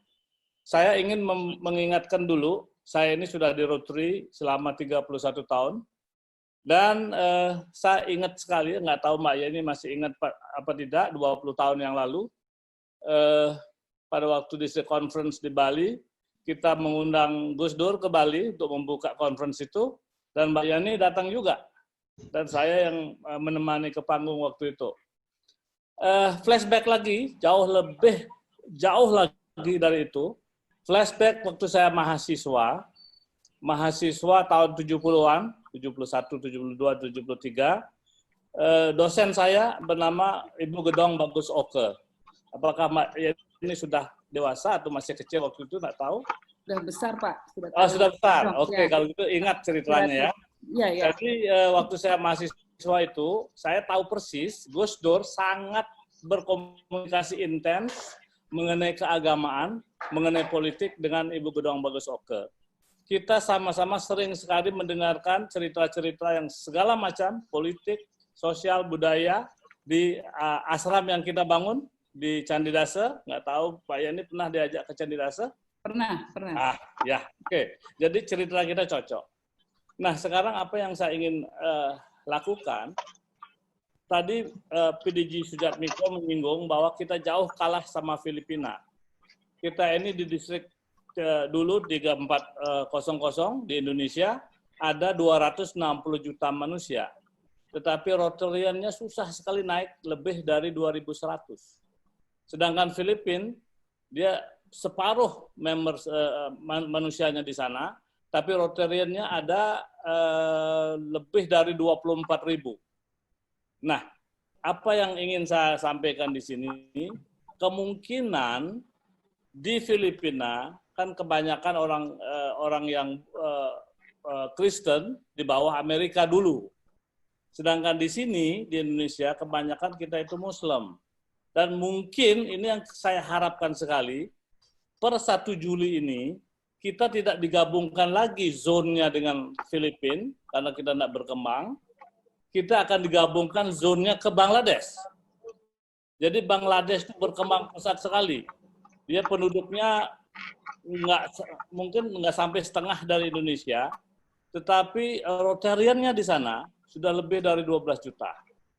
Nah, mudah-mudahan dengan adanya Mbak Yeni dan kemudian Kiai Ali ini, kami mengharapkan betul pengertian-pengertian yang mengganjal kita di Indonesia sejak 20 tahun yang lalu, saya selalu mengikuti, ada 1 atau 2 orang yang membuat catatan-catatan yang dianggap sebagai catatan benar, bahwa Rotary itu adalah pro-Sionism, bahwa Rotary itu adalah pro-Freemansori, yang kami sama sekali tidak mengetahuinya.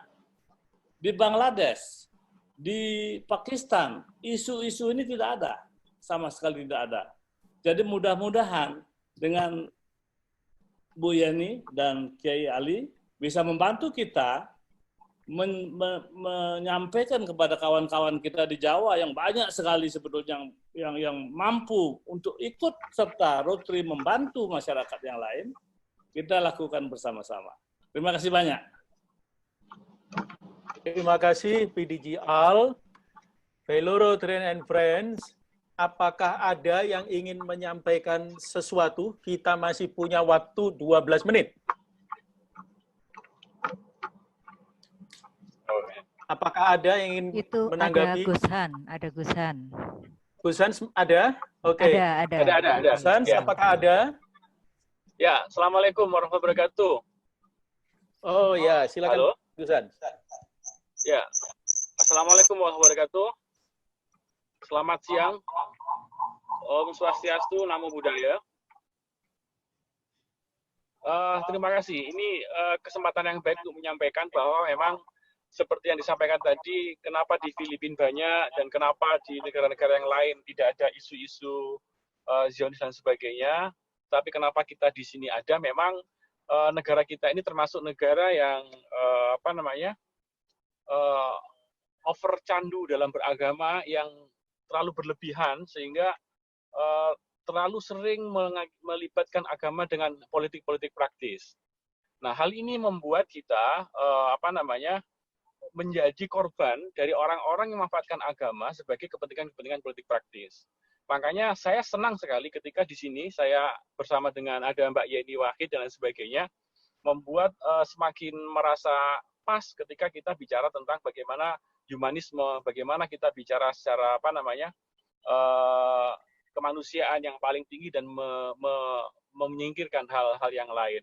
Dan bagi saya, Rotarian ini Rotary ini bisa menjadi wadah kita untuk menyampaikan pesan perdamaian, karena kita berpesan bagaimanapun juga, tapi kalau misalnya perut mereka lapar, tidak akan bisa masuk.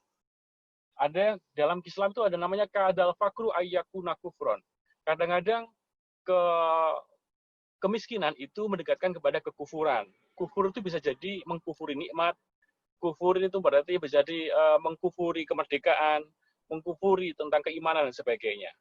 Ketika kita menyampaikan segala sesuatu dengan berbuih-buih, sementara perut mereka lapar, sementara akses kesehatan tidak nyaman, sementara dia melihat ketidakadilan dalam keekonomian, maka hampir bisa dikatakan kita sia-sia. Nah, yang berikutnya, memang betul dikatakan oleh Mbak Yeni tadi, kalau dulu radikalisme itu hanya nyasar pada orang-orang yang memiliki ekonomi yang lemah. Tetapi ternyata tidak. Contohnya pelaku bom di Surabaya, itu adalah orang-orang yang sangat educated, orang-orang yang memiliki ekonomi yang mapan. Tetapi mereka kenapa bisa menjadi korban dari agitasi mereka? Ya karena memang kita kurang masuk ke wilayah sana. Dan mereka sudah terlalu sering dibumbui agitasi-agitasi agama yang akhirnya menutupi segala kenikmatan yang ia telah rasakan di Indonesia ini. Nah, saya berharap melalui Rotary ini bersama teman-teman Rotarian yang lain, kita bisa berdakwah sesuai dengan agama kita masing-masing, berdakwah tentang bagaimana berbangsa yang baik, sehingga kita bisa memberikan manfaat yang bisa dirasakan betul oleh masyarakat. Mungkin sementara itu Pak Prof. Roni Mustamu yang bisa saya sampaikan. Terima kasih sekali saya bisa menjadi bagian dari Rotarian yang dijerumuskan oleh Bu Gusti Febri dan juga teman-teman Surabaya yang lainnya. Matur suwun, Om Swastiastu, matur suwun, namo buddhaya. Assalamualaikum warahmatullahi wabarakatuh. Waalaikumsalam. Terima kasih Gus Hans. Gus Hans adalah Wakil Ketua Pengurus Ikatan Sarjana NU Jawa Timur, pengasuh pondok pesantren juga di Jombang. Beliau macam-macam lah kegiatannya. Public figure, ada beberapa hal yang saya nggak boleh sebut kalau di Rotary. Karena ini saya boleh izin menanggapi sebentar ya. Tadi, ya, silakan. Memang Rotary kalau di Indonesia, kalau kita Google aja, Rotary Agen Zionis itu keluar macam-macam. Narasi yang keluar yang memang sengaja dibangun. Nah, narasi itu seperti yang saya katakan tadi, narasi itu punya peran penting dalam membentuk persepsi orang serta nilai yang kemudian akan dianutnya. Narasi kalau dibiarkan berkembang tanpa counter narasi, dia bisa menjadi sebuah kebenaran yang diyakini oleh masyarakat.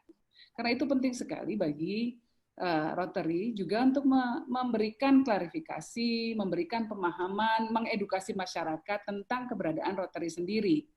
Sebetulnya kalau sekarang jauh lebih mudah tantangannya, karena secara hukum Rotary tidak dilarang lagi. Di sini mungkin perannya Gus Dur ya, dulu mencabut Kepres tahun 62 ya, tahun 62 sebelumnya kan Rotary termasuk organisasi yang terlarang kalau di Indonesia. Tapi sekarang sudah ketika Kepres itu dicabut, maka tidak ada masalah. Nah, secara legal sudah tidak ada hambatan yang terjadi, walaupun masih ada upaya-upaya dari kelompok-kelompok tertentu, kelompok radikal, untuk kembali menerapkan Kepres tersebut. Nah, Rotary, kalau saya boleh usul, juga tidak boleh kemudian pasif. Tidak boleh pasif menunggu perkembangan yang terjadi, tetapi harus aktif mengedukasi masyarakat. Tadi Pak Jatmiko mengatakan politik bikin pusing. Iya, tapi kalau politik nggak dijagain, nanti jangan-jangan keluar lagi Kepres yang sama yang seperti dulu atau peraturan yang lainnya. Nah, yang dikatakan oleh Pak Purwaka tadi ya, bahwa harus lebih luaskan lagi keanggotaannya. Masih banyak kesalahpahaman. Nah, kesalahpahamannya bisa saja kesalahpahaman yang sederhana ya, misalnya orang mau jadi anggota Rotary kayak gimana nggak ngerti. Gimana sih kalau mau jadi anggota Rotary? Artinya bahwa masyarakat perlu diedukasi untuk lebih memudahkan mereka bersimpati terhadap kegiatan-kegiatan dilakukan oleh Rotary. Tapi intinya satu, bahwa perlu ada counter narasi, perlu ada upaya-upaya untuk jernihkan berbagai macam kesalahpahaman mengenai Rotary. Itu mungkin usul saya. Terima kasih. Terima kasih, Neng Yeni. Fellow Rotarian and guests, we have Prabha again, 1-2 minutes. He wants to share something, right? Thank you. I just wanted to let you all know that there is an amazing cyber conference that's being organized by Rotary Peace Fellows, and it is across all time zones. It's a 24-hour event. And what reminded me of that, I put the flyer here, what reminded me of that is that some of the topics that Ms. Waheed is raising today can be raised across the different time zones. Wouldn't it be interesting if we had perspectives on extremism and radicalism from the perspective of Southeast Asian countries, Indonesia in particular, from what's happening in Europe and what's happening in America? I think these are important topics that Rotarians really need to understand, because as she said, I cannot emphasize why it is so important for all of you to step forward. And I will respectfully say that radicalism is not dependent on economic factors at all. We are seeing that across the board. So thank you for your indulgence in giving me additional time. You're very welcome. Baik, fellow Rotarian and friends, waktu kita kan tinggal 4 menit lagi, jadi saya punya kesempatan pendek sekali untuk merangkum pemikiran yang luar biasa dari Ning Yeni dan teman-teman tadi, tapi saya tangkapnya sederhana begini. Yang pertama ada soal mindset, mental model. Ya. Jadi yang namanya konflik itu adalah gejala serba hadir, selalu ada, tidak bisa ditolak, tidak bisa dihindari tinggal lari, bisanya dihadapi supaya selesai. Karena kalau dihindari suatu saat itu akan muncul kembali. Nah, dari situ tadi kuat sekali pesan-pesan agar mindset-nya, mental modelnya ini yang didekati. Nah, pendekatannya bagaimana? Dengan komunikasi yang baik. Kenapa? Karena ketika ada sebuah narasi muncul, kalau tidak pernah ada narasi, maka narasi yang pertama tadi akan menjadi sebuah kebenaran yang diterima. Karena semua orang nggak tahu, taunya satu informasi. Nah, karena itu semua pihak terkait dengan perdamaian ini, itu perlu untuk selalu mendorong agar pesan-pesan sehat, pesan-pesan damai, pesan-pesan positif yang selalu kita kembangkan. Menarik sekali tadi Ning Yeni mengangkat tentang Peace Village, desa damai dengan seluruh pendekatannya. Itu luar biasa. Saya rasa fellow Rotarian senior leaders pasti sepakat bahwa semua yang terkait dengan Peace Village ini cocok sama apa yang ada di dalam nilai-nilainya Rotary. Jadi barangkali nasihat teman-teman semua untuk mari kita bekerja sama lebih erat dalam Peace Village dan sebagainya itu perlu didorong. Tapi ketika kita membantu masyarakat tidak bisa hanya dengan jargon-jargon, tidak bisa dengan khotbah-khotbah, harus ada yang nyata. Karena itu mesti relatif lah 360 derajat, termasuk ekonominya, kesetaraan gendernya, dan sebagainya, itu didorong baik buat kita semua. Saya rasa itu yang bisa saya tangkap. Karena izin, saya ingin mengundang teman-teman semua Rotarian Anywhere. Nanti kalau sudah PSBB sudah selesai, monggo bertandang ke Desa Damai kami, dimanapun. Kalau yang di Solo Raya, mungkin Gusti Febri bisa menyempatkan untuk bertemu, langsung berinteraksi dengan masyarakat, memberikan inspirasi-inspirasi. Kalau di Jawa Timur, Pak Simon bisa berkunjung ke Desa Damai kita yang ada di Malang atau di Madura, misalnya. Nah, jadi yang di Jawa Barat juga ada di Bogor dan di Depok. Monggo silakan kalau yang berkenan kapan-kapan mau hadir, kami akan sangat senang sekali. Dan sangat membuka peluang kerjasama apapun, karena kami ada program yang namanya Adopt a Village, di mana siapapun yang ingin memberikan kontribusinya untuk memajukan sebuah desa, maka bisa mengadopsi desa tersebut. dalam platform mereka. Silakan saja apa yang dimiliki, resources apapun yang bisa dipakai untuk membantu masyarakat desa tersebut bisa langsung kemudian kita fasilitasi. Itu Pak Roni, terima kasih banyak sebelumnya. Terima kasih Ning Yeni. Apakah alamat-alamat yang tadi di presentasi itu bisa diperoleh? Ya, mungkin yang bisa kita lakukan, kita berikan kontak person di masing-masing daerah. Oh, ya, baik. Ya, mungkin lebih mudah. Baik, terima kasih. Terima kasih. Ya, terima kasih. Baik, kalau begitu terima kasih fellow Rotarian and Friends. Saya serahkan kembali acara ini kepada DG Febri. Sambil mengucapkan terima kasih kepada semua yang non-Rotarian yang terlibat. Luar biasa ini. Ada teman-teman Gus Durian dari berbagai tempat bergabung bersama-sama dengan kita dan ada beberapa jaringan saya perhatikan tadi. Saya persilakan DG Febri. Ya. Silakan. Baik, terima kasih sekali Mas Presiden Roni. Mbak Yeni, matur nuwun sekali untuk sharingnya yang luar biasa. Praba, thank you so much for your sharing. Dan semua fellow Rotarian juga sahabat Rotary, kita akan dengarkan suara anak muda yang harusnya tadi kita dengarkan dan sekarang sudah tersambung.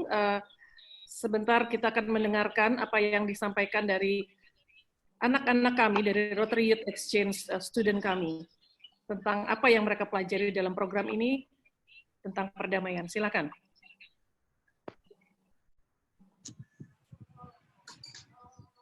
Halo, selamat siang. Nama saya Yobel dari Rotary Surabaya Timur.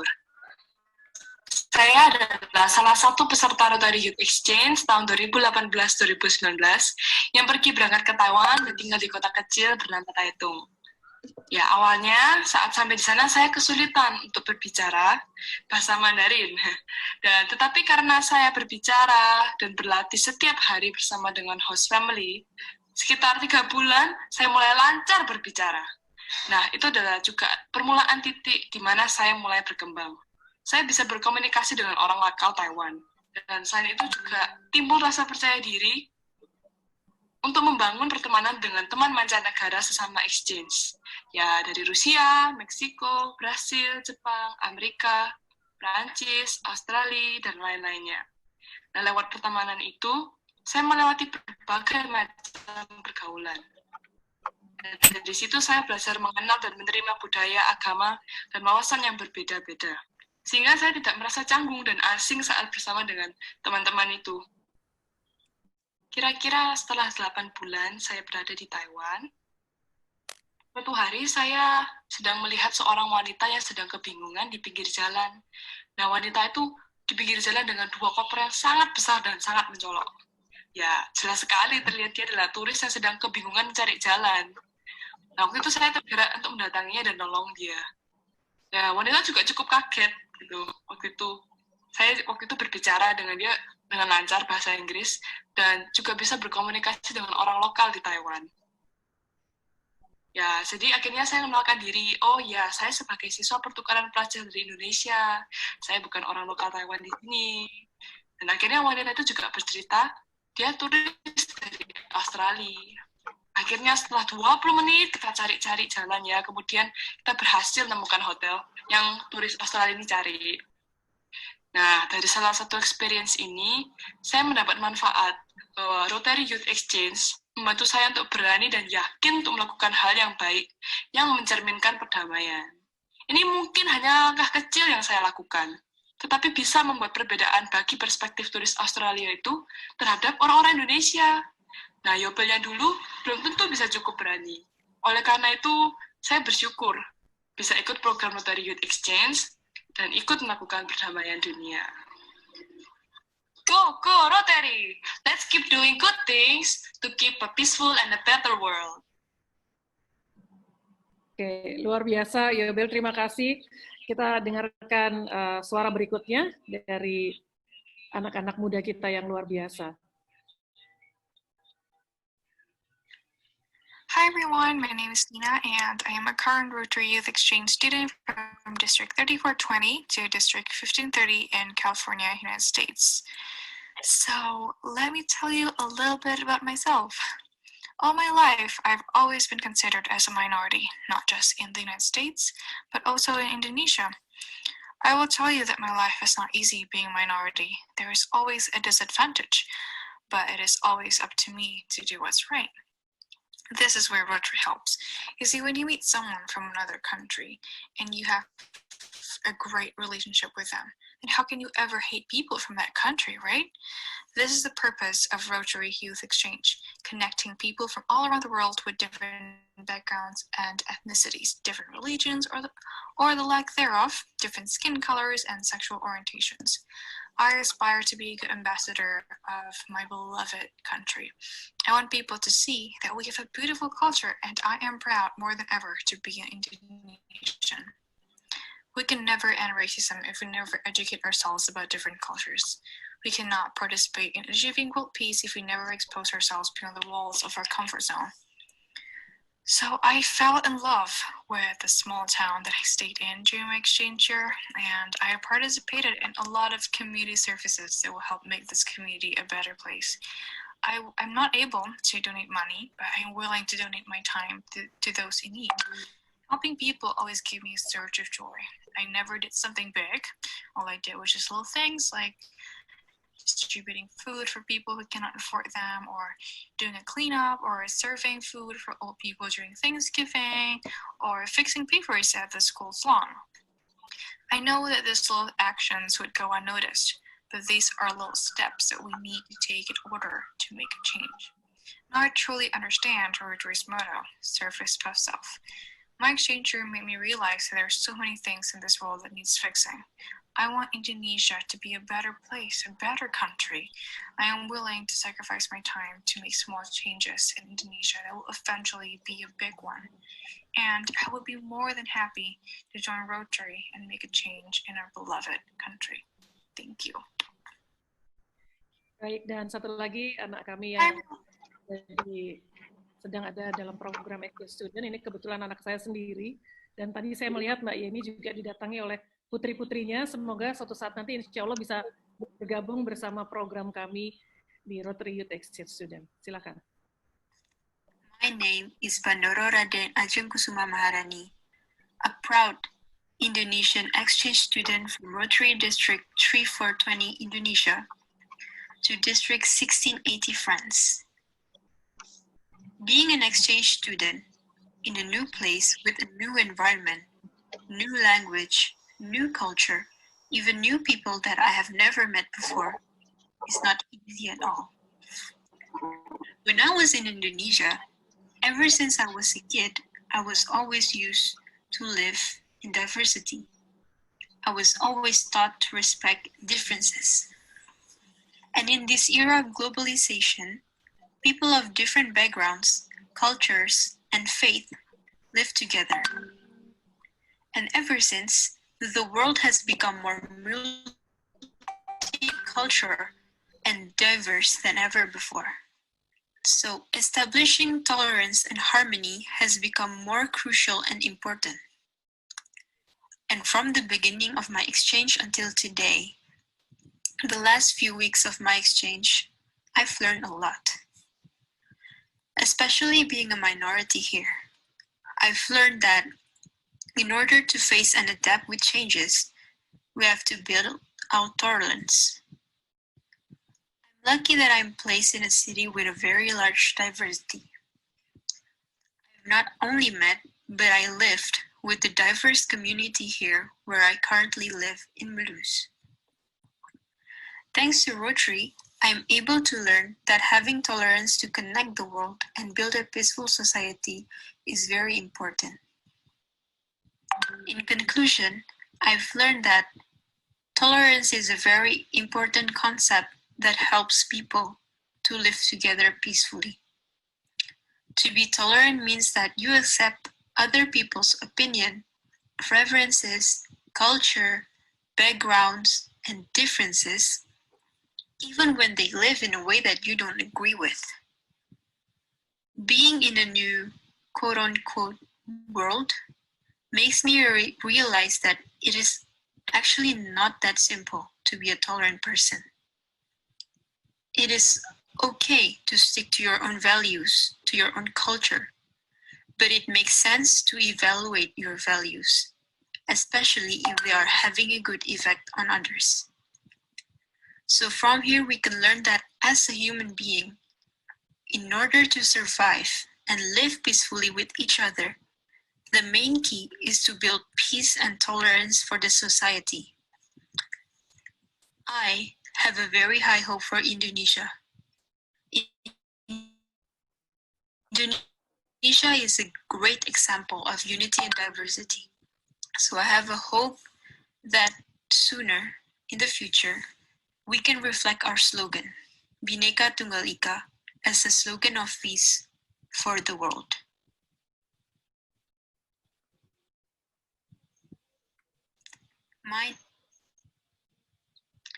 Good afternoon, everyone.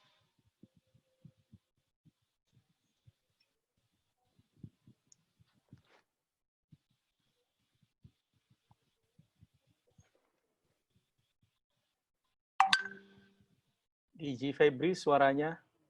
Ini adalah program andalan dari Rotary Youth Exchange Program kami, dan saya berharap Mbak Yeni nanti anak-anaknya bisa ikut dalam program Exchange Student kami. Kami juga punya program yang short program, kami punya program magang, dan 3 dari anak-anak ini, yang 2 masih berada di luar negeri. Semoga insya Allah mereka bisa kembali akhir bulan ini dengan selamat, lancar, dan bisa menjadi agen-agen perdamaian. Sekali lagi terima kasih untuk semuanya, Mbak Yeni, sekali lagi terima kasih, Praba, Pepperoni, dan seluruh peserta dari webinar ini, para Rotarian Leader yang luar biasa, terima kasih sekali. Dan apabila ingin mengetahui lebih banyak tentang Rotary, silahkan bisa diakses ke seluruh sosial media kami. Dan tadi sudah disampaikan Mbak Yeni, menjadi pemikiran kami untuk bisa membuat counter balik terhadap pernyataan-pernyataan yang ada di media massa, dan silakan bisa follow Instagram kami, kemudian website kami, dan YouTube channel kami. Dan Mbak Yeni, juga teman-teman semua, ada program yang ingin kami persembahkan menutup akhir periode Rotary Connects the World, persembahan dari Rotary Club Jawa Timur area, yang tadi di awal sudah saya sampaikan, bisa ditampilkan kembali. Semoga untayan kasih Rotary Goes to Pesantren Darul Ulum dan Tebu Ireng, serta berziarah ke makam Gus Dur sebagai sosok yang sangat memiliki peranan besar terhadap kehadiran Rotary di Indonesia. Sebagai penghargaan kami kepada beliau, kami persembahkan untayan kasih ini untuk sahabat-sahabat di Pesantren Darul Ulum dan Tebu Ireng. Semoga Mbak Yeni apabila longgar waktu bisa ikut bergabung bersama kami. Dan fellow Rotarian, untuk program kali ini ada banyak giveaway yang bisa dibagikan. Terima kasih kepada Deputy District Governor dan Narsis Santosa yang memberikan support hadiah kain batik dari Solo. Nanti akan diberikan kepada peserta. Nanti dipilih beberapa peserta juga dari Intrafood Jahewangi untuk kesempatan mensupport kegiatan ini yang sangat luar biasa. Dan fellow Rotarian, untuk periode ke depan dalam webinar ini di hari Rabu minggu depan, kita akan bertemu lagi dengan seri webinar yang lain yang juga tidak kalah menariknya. Akan hadir Andi F. Noya, host dari Kick Andy, dan beliau juga mempunyai platform baru yang disebut dengan benihbaik.com. Mari kita sama-sama membangun Indonesia ini dengan lebih baik dan juga menciptakan perdamaian di seluruh dunia. Atas nama District Governor 3420, atas nama Rotary Indonesia, Distrik 3410 dan Distrik 3420, saya mengucapkan terima kasih atas kebersamaan ini. Semoga apa yang kami persembahkan hari ini bisa bermanfaat dan benar-benar bisa membangun Indonesia lebih baik, lebih damai. Dan Mbak Yeni, kami siap bekerja sama. Tadi teman-teman langsung banyak yang chat Japri untuk desa damainya. Kebetulan di akhir periode saya yang akan berakhir 30 Juni, kami masih ada waktu sedikit untuk mungkin saya bisa dengan teman-teman mengajak ke Desa Damai tempat Mbak Yeni untuk bisa memberikan tali asih juga buat anak-anak, karena kami punya titipan pesan juga dari teman-teman Rotary Friends di luar negeri, dari Sri Chinmoy Wonosobo Pisran dengan program Pisran kami, mereka menitipkan oleh-oleh buat anak-anak Indonesia. Jadi nanti mohon titip kami bisa berkunjung ke sana untuk langsung bersilaturahmi dengan anak-anak dan kasih mainan, karena harusnya ini mereka liburan, tapi nggak bisa dalam suasana normal. Kami ingin hadir untuk memberikan mainan-mainan, buku bacaan untuk menghibur mereka. Sekali lagi terima kasih semuanya. Semoga hari ini bermanfaat dan semoga Rotary hadir di setiap nafas Indonesia. Wassalamualaikum warahmatullahi wabarakatuh.